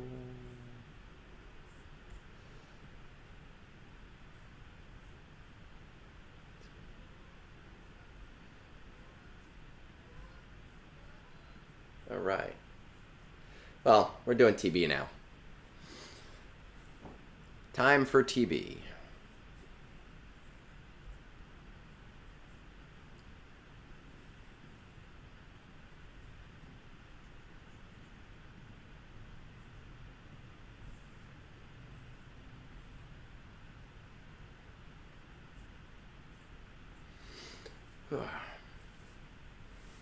This is the part where I get to kind of relax. And if anyone has anything that they want to chat about, we can chat because I don't really need to concentrate on the game, which is always nice, right? When I don't have to do anything.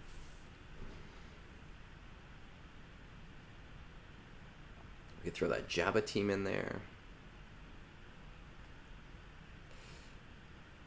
This morning, for those of you that were there, I guess somebody on Twitch had redeemed push-ups from Captain Amazing, so I ended up having to do push-ups on a stream too, which is a pain in my ass, but that's all right.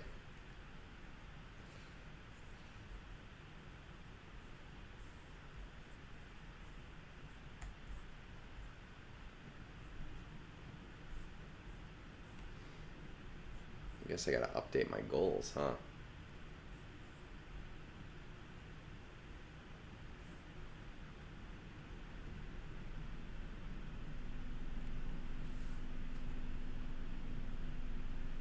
See? Look, Ma, no hands. Look at how easy this is.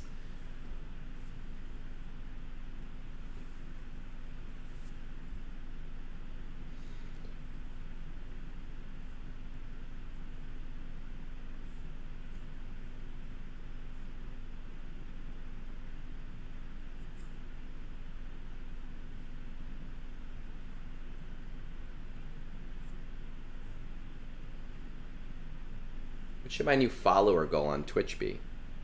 It says I have to update it now. 100? Go right to 100? Screw it, let's do 100.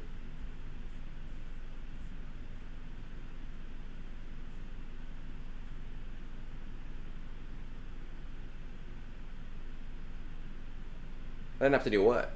My battles? Oh, the push-ups? Oh, yeah, well, I felt bad. I absolutely had to do them.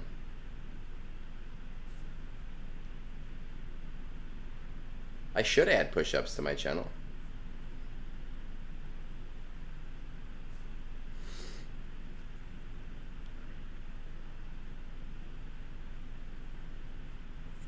Oh my goodness, look at this manager, it's crazy. The problem is I can't do push-ups up here because I don't have room to show you guys that I'm doing push-ups.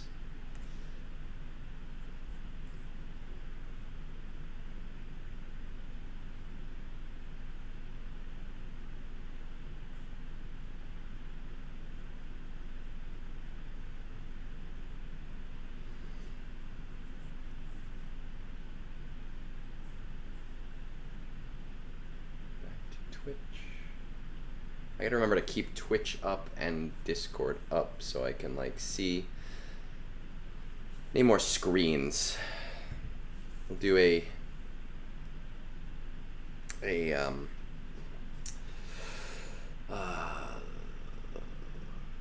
would you call it? A telethon for streams.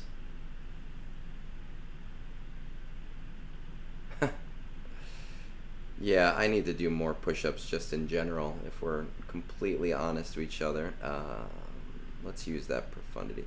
This is one where profundity is not super reliable on, you know what, we are going to do it with Negotiator just to see. I think I've done this before. I don't remember if I did, but we're going to just do it because I can and because I don't need the win.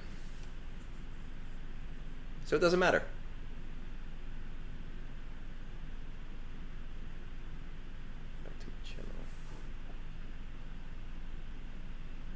It's kind of nice when it's freeing when you don't need the win.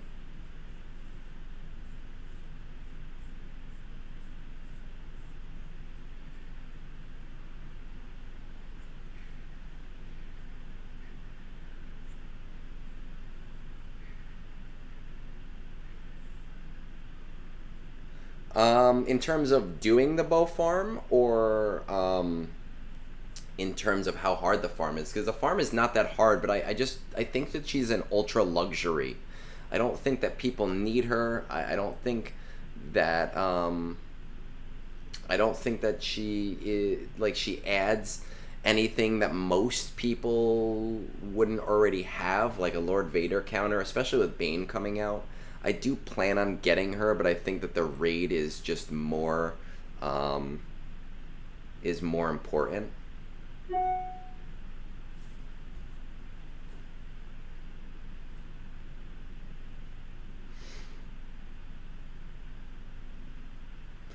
I do rebel on LS. So the thing here is I'm not trying to win every battle. I know that sounds stupid, but I my guild doesn't need these battles, so I just try new things to see what can work on auto, right? I can do profundity 100% of the time on manual, but I don't want to.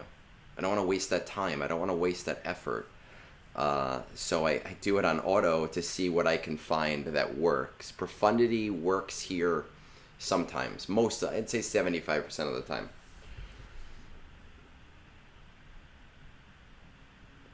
Oh, I gotta do this stupid battle. I actually have to remod for that. I haven't been remodding for that. We're going to do... If I remember correctly...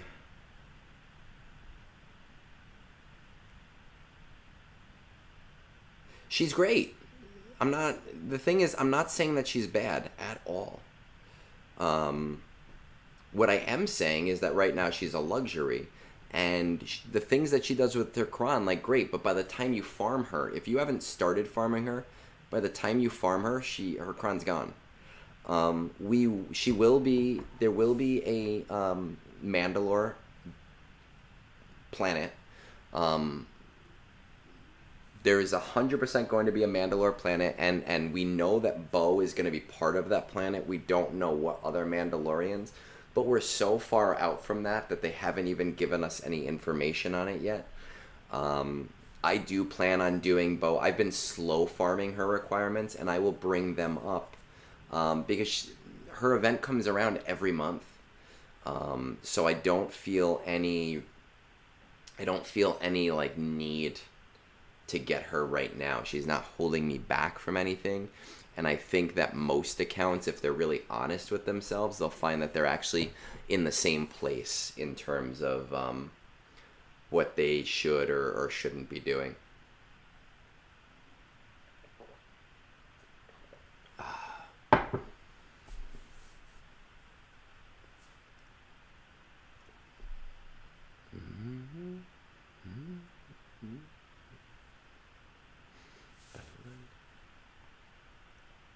I love my Night Sisters. I think I've tried them on this Hondo node. They work sometimes. I think I lost last month, which was surprising to me, but we'll see what happens this time.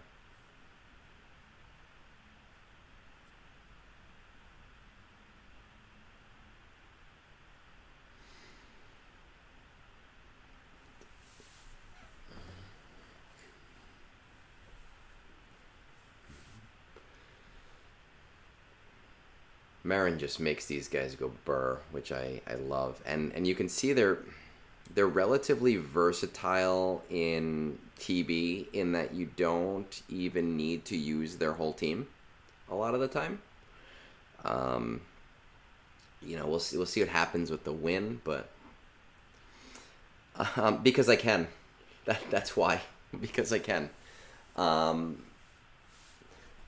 We'll see if they even win, but the NS, I don't like using them on dark side unless I have the platoons.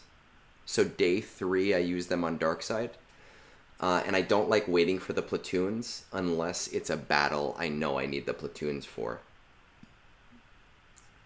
So I like to use them somewhere where I know that they have a much better chance of winning.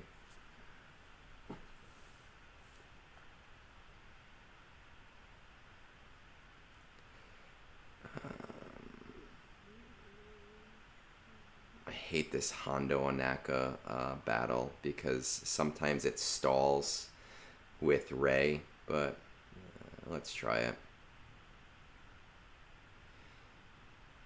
resistance. Who has the health immunity? Is it this Finn? Somebody has like health heal prevention.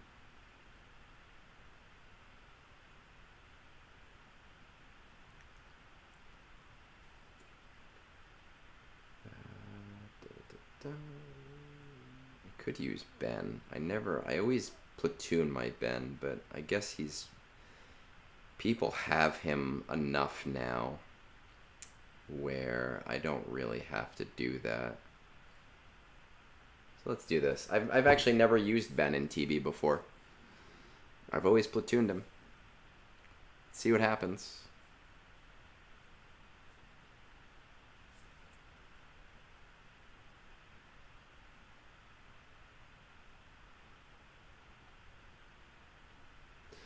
So, Jack, if you were to go to my YouTube channel, I have playlists broken down by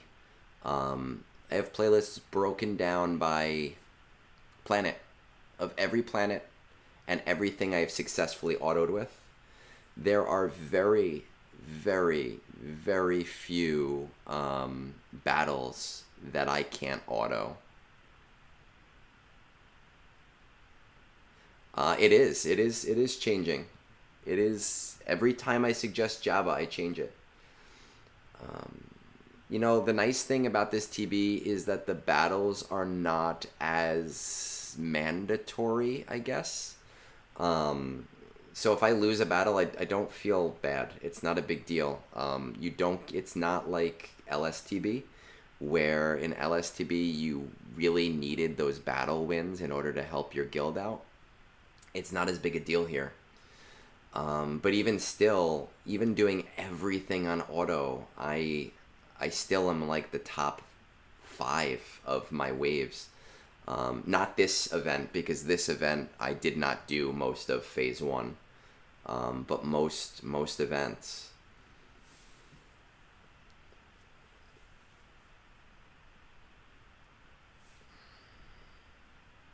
This is a battle that takes forever. I'm gonna go refresh my water while this is going on.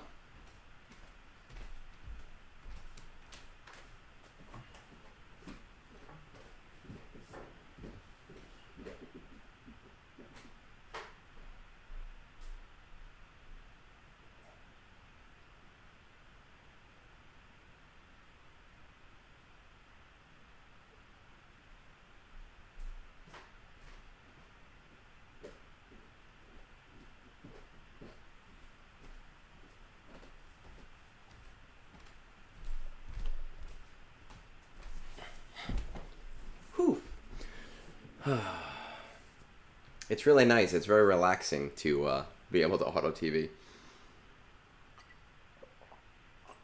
Ah, man. I will say I use old DACA lead on the Marin special mission.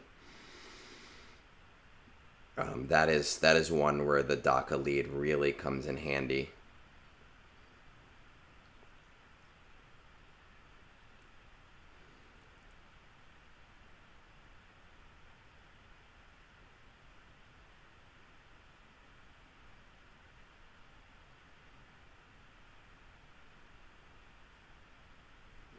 Get some of these kills before my guys die. Because if my guys die, then I won't have the damage to get through all of his healing.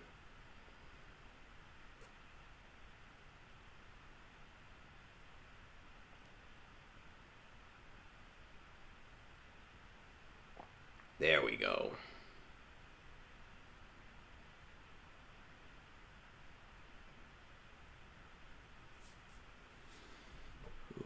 It's like peaceful doing it this way.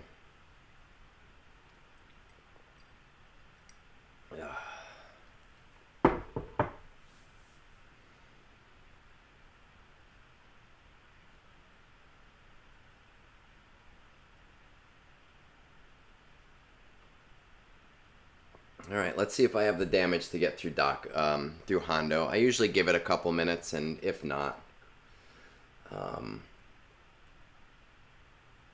Yeah, I mean, sometimes it's close, but again, I don't really, doesn't really matter. If this battle stalls, I turn it off because it's not worth the time. I was just curious if Ben could make it a little easier with those armor shreds. Come on.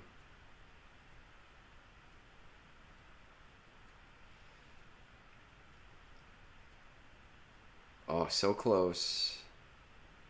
We're almost there. I need an ult. There we go.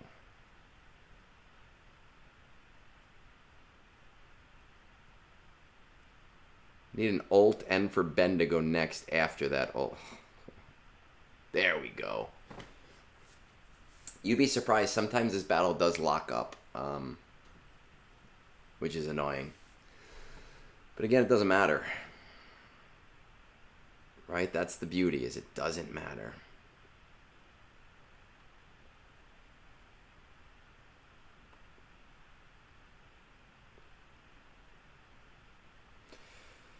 Alright. Accolade. Ackley, I like SLKR. He's not the most reliable without platoons. But with platoons, he is very reliable.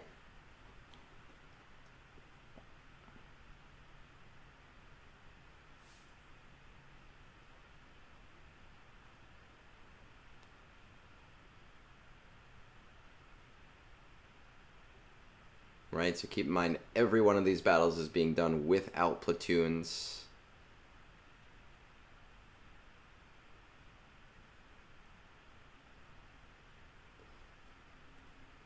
I don't even, honestly, on a planet per planet basis, I don't even know what platoons affect what things, because I don't even really look, unless it's a battle. Phase 4 Dark Side is one where it does matter a little bit.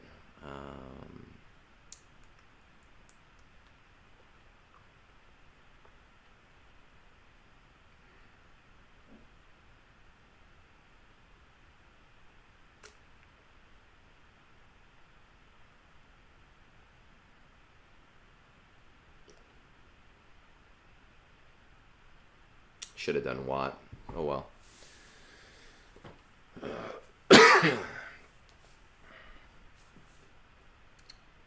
Sometimes you can do it without Watt. Sometimes it's, Watt makes it way more reliable. So we'll see if this works.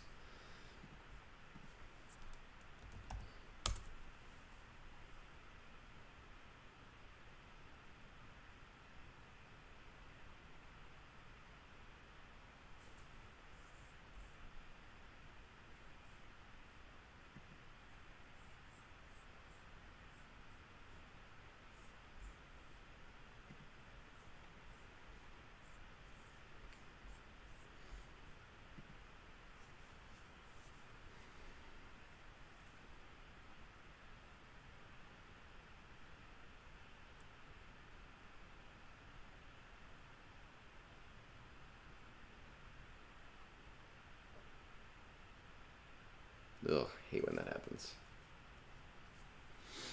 There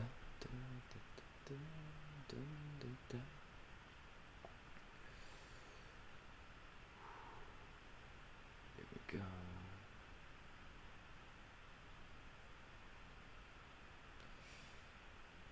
I'm like watching my Twitch screen, which has a lag, and watching my phone, and I'm getting confused because I go, wait a second, didn't I just do that? And then I remember, oh, right, I did, but that's lagged.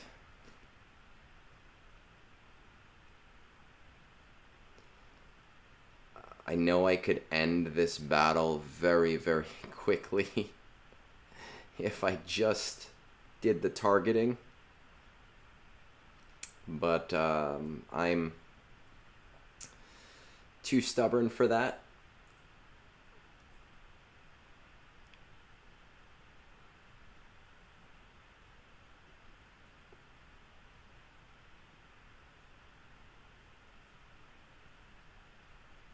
Very annoying.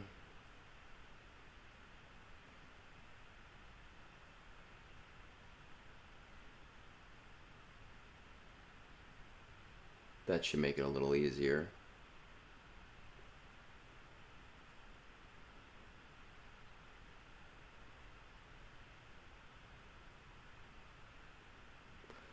Yeah, Malik is awesome.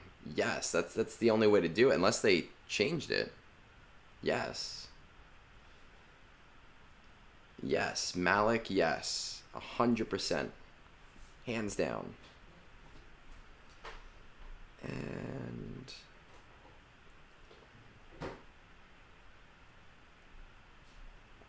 this does not always work without platoons.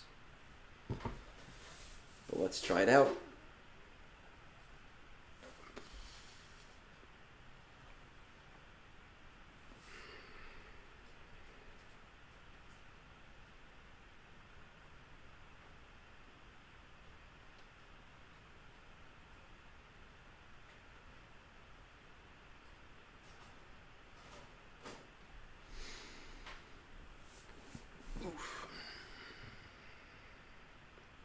The fleet battle I don't even bother with. So if you expect me to do it, it's not even worth it. It's not worth my time or my effort.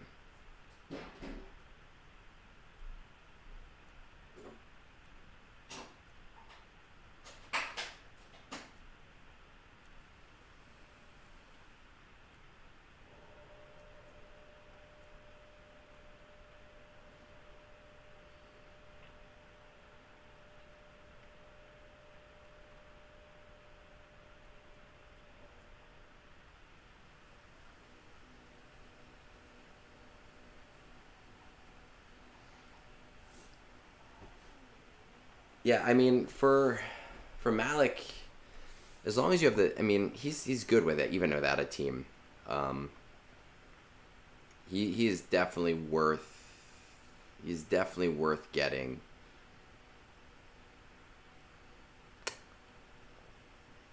Take that. You can have those. I always like to keep some of these assigned. Yeah, I guess you can have that. Have that too. I think I'm the only one with a Jawa, so I do have to remember to give my Jawa.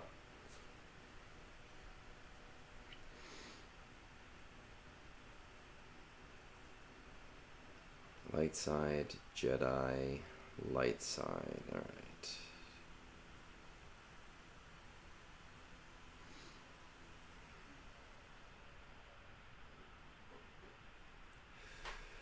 Let's do Mon Mothma, Drogon, pop that in, and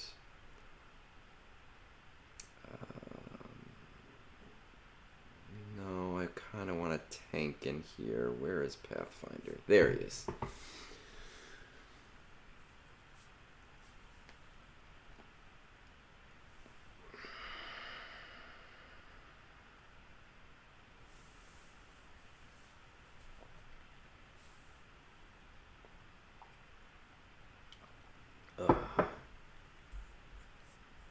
While we're doing this, you can see my Road to R9 Gungans.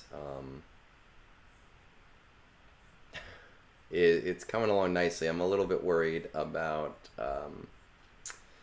Zimbital crystals, but otherwise, I think I'm doing pretty good with that.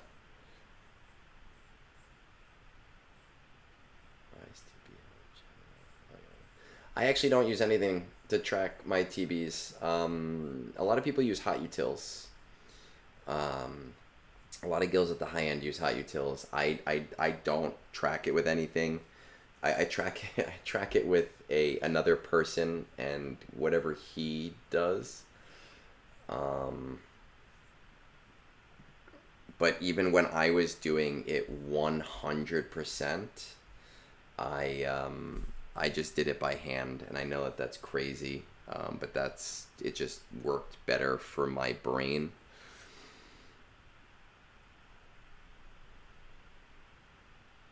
In LSTB, we were very strict on platoons, and we had like the Discord messages that it would send out. I don't do it anymore. I don't send out any messages anymore. You saw me. I just do the guild message that says, "Hey, get your stuff in. Here's what needs to get done." Everybody's adults. They either do it or they don't, and they always do it.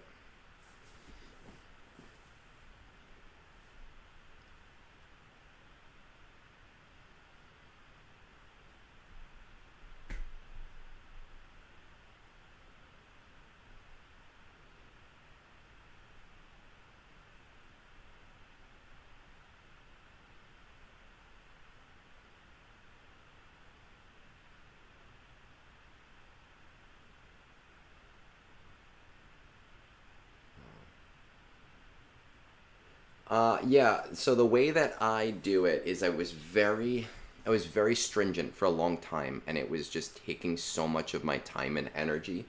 So slowly over time, I started to get more and more relaxed based off of what I felt my good guild could handle.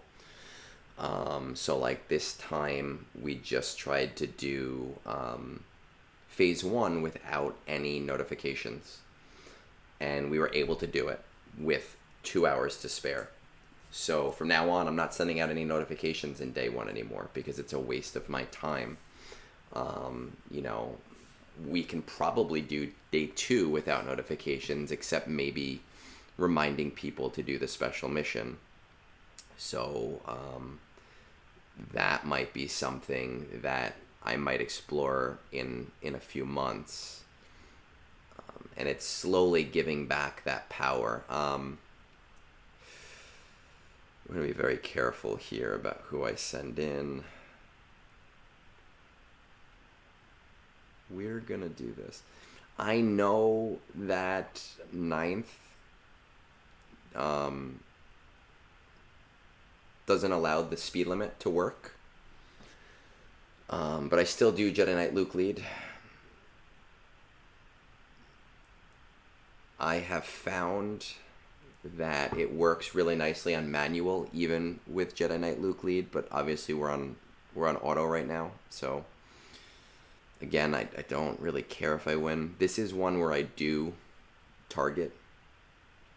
Sometimes I'll do some like very quick targeting, but I won't do any inputs. So we're going to target the Purge Troopers.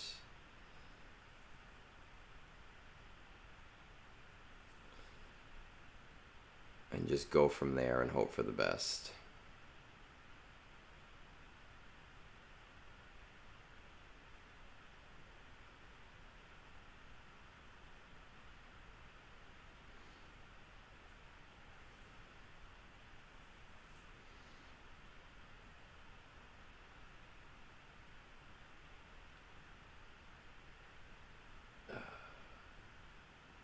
Yes, you can. It's quite nice. I do it sometimes. I try not to do it because I want to see what I can do with 0 inputs, but I've done this so many times that I know what battles are more reliable with 0 inputs versus lots of inputs.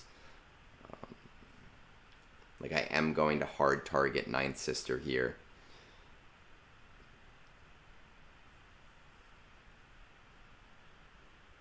Again, on manual, Jedi Knight Luke lead is actually very reliable, surprisingly. On auto, not as reliable, but it doesn't matter to me.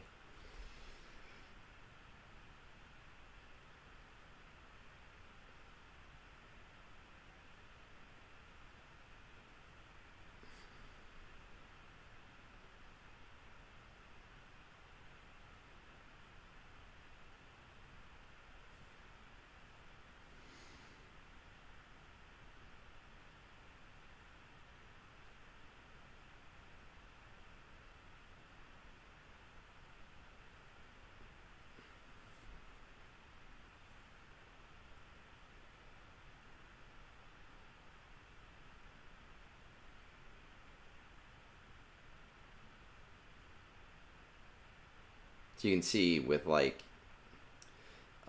minimal input, Jedi Knight Luke still works here. Even though the speed limit, doesn't get taken into account, just all of those extra attacks.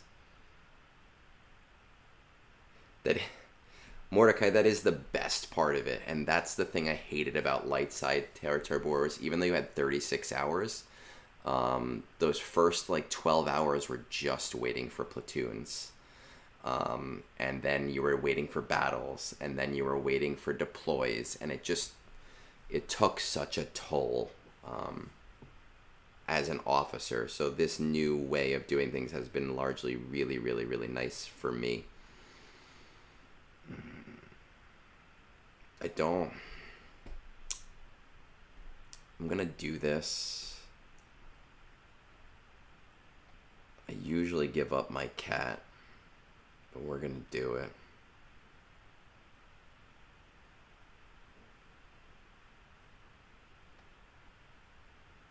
I don't think this is gonna win, but let's just try for the best and let's see what happens.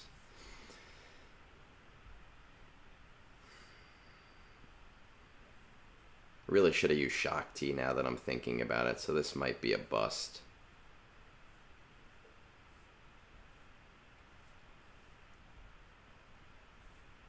With all of these taunts going around.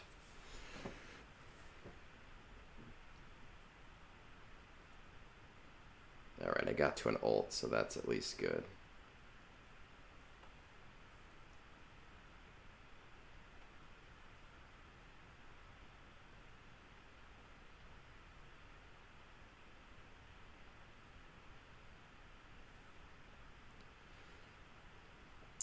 And as I see people joining us now, while we're waiting to see whether I can auto this battle or not, come check us out on Discord. It's in my Twitch profile. It's in the YouTube profile. And we are a great, great community. Jar Jar, I 99% of the time I give up my cat. I'm not doing it today because I'm on a stream. But 99% of the time I platoon my cat so other people can do the battles a little bit better.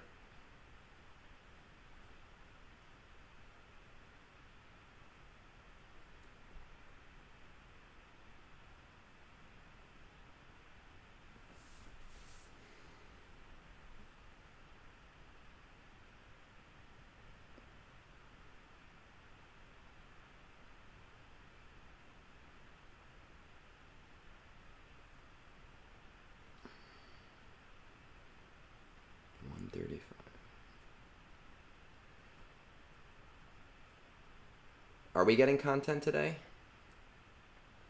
We got content last week. Are we getting something? I remember during winter break I logged off and literally like a second later Boss Nass was released. It was funny, but still annoying.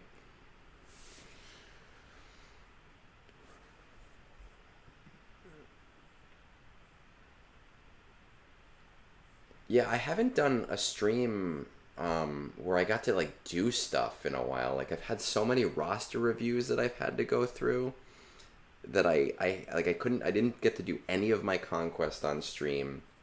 I didn't get to do anything, and because I always feel bad when people reach out to me and I can't help them right away. So I always prioritize that over the game stuff.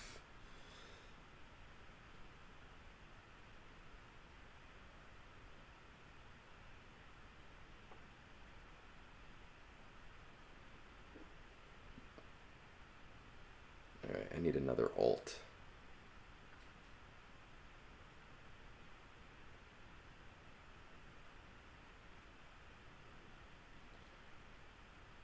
Okay, at least he's not gonna die. And I really want to Boomadeer. I really want to buy the marquee packs. If you remind me next time, I could try it. Well, is it on manual or auto? because that's my thing. My whole thing is auto as much as possible. So you see it's starting to fall apart now.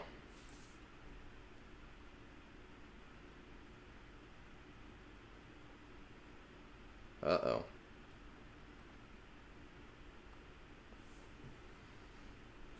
You know, like if I did all of these battles on manual, I would have no problem. It's all about doing them in a way that I don't need to invest anything into it. So I just need... I didn't use Lord Vader today.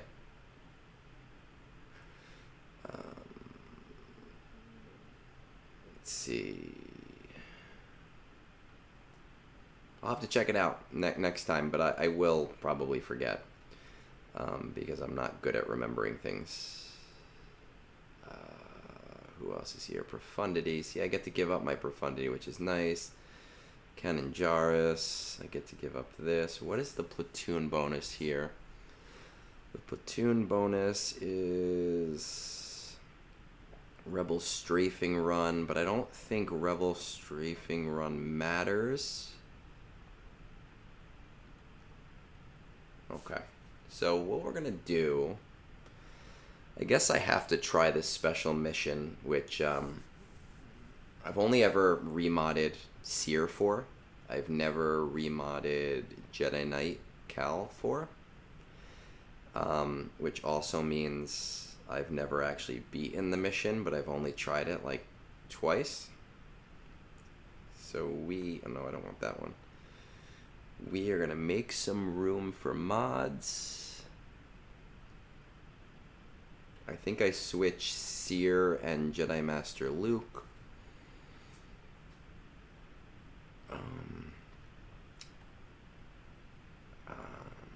I'm going to be really honest with you and everybody here, with 20 or so people as my witness. I literally watch zero content. I don't watch anything at all. Ever.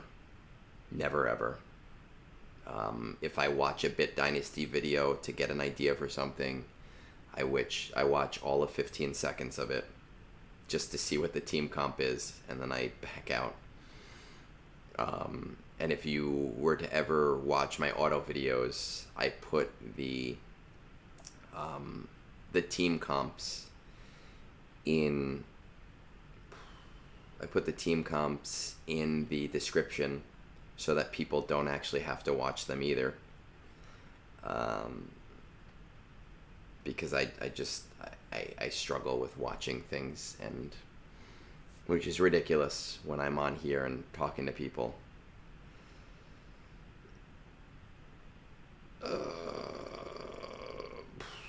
Do I want to do this?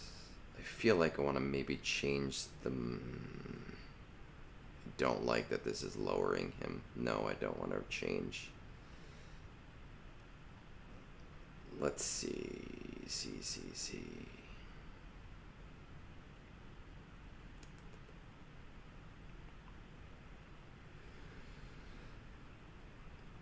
Let's see C's mods, because I need more health than that.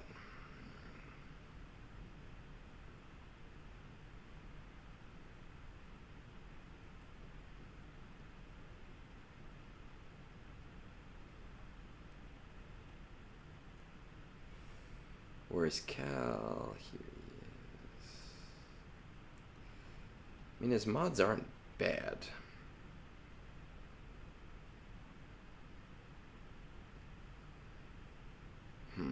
Do I just upgrade them instead? It's not going to give me any health, though. Let's see. He really only needs to survive.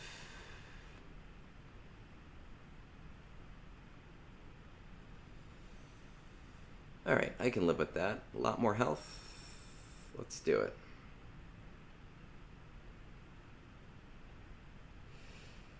Unaligned Force users, we're Seer.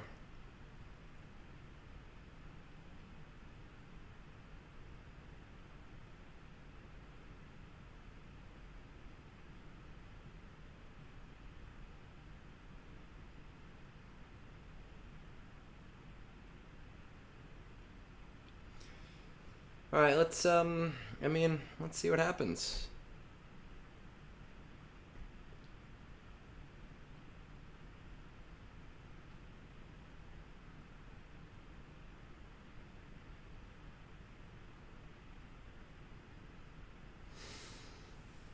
I always get right to the end of this mission, and then something stupid happens.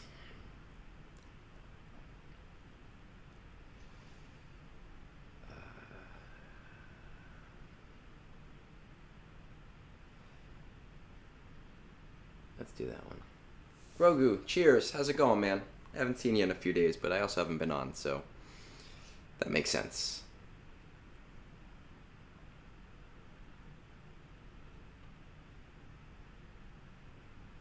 Well, we're just taking every freaking amount of turn that I can.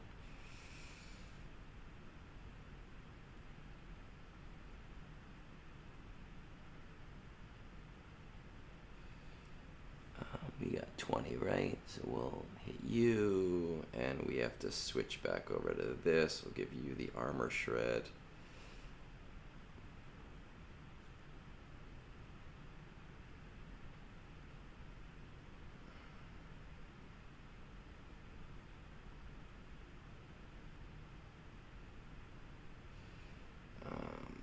We want to end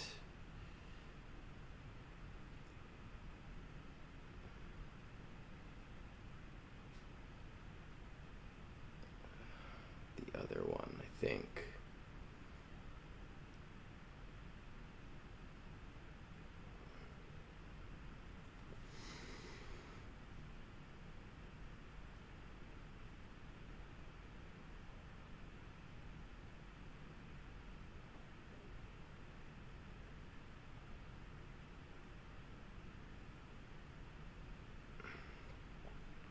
We're getting there.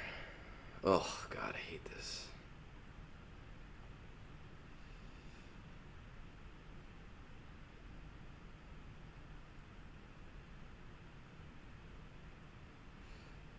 I'm going to give you some protection for now.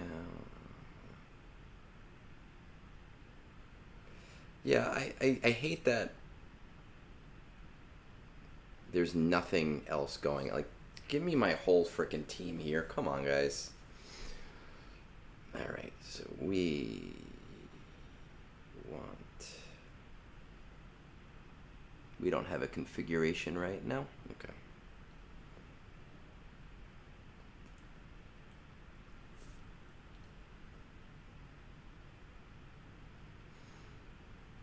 I personally would rather do it with crystals as a personal choice. This is where everybody gets 8 turns, right? And then I just lose. No? Oh, well, soon. It's gonna happen. Windmill defense.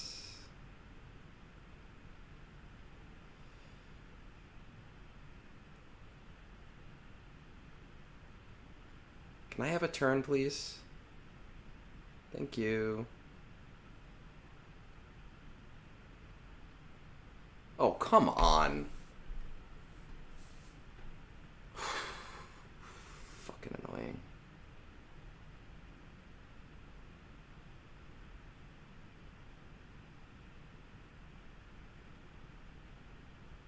I hate this.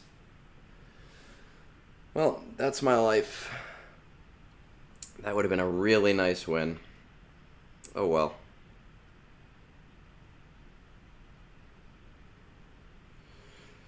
I gotta move mods back.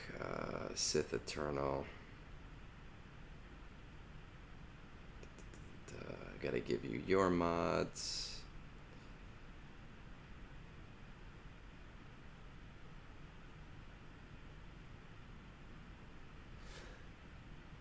And JML. That is the price of being Egnards, where you just have to deal with crap like that happening constantly.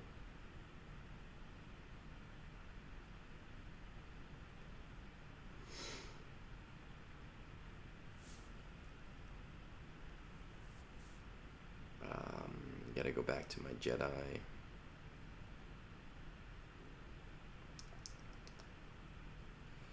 Jedi Knight Cal.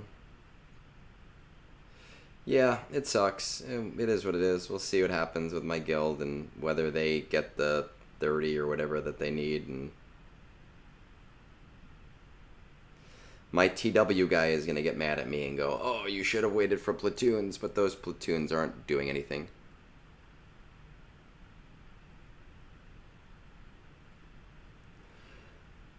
I am very special at that. That's just, it's the story of my life. And I honestly would like to take Jedi Knight Cal up even higher. But I just don't have the stuff for it right now. I have to deal with Jar Jar. I don't know why I keep doing that note for some stupid reason. Guys, I did... Oh, there's my Apple Pay. And my Geico policy number. I did my TB. It's all done. I've done every roster review that I have right now. Got nothing else to do. I gotta piece this all together and throw it up there. If you're not on our Discord, Discord's there. If you're not in the YouTube club, you have to do it off of the app for whatever stupid reason. But I will probably be on again tomorrow because it is spring break. Yeah. Is what it is. So hopefully you guys enjoy the rest of your day, and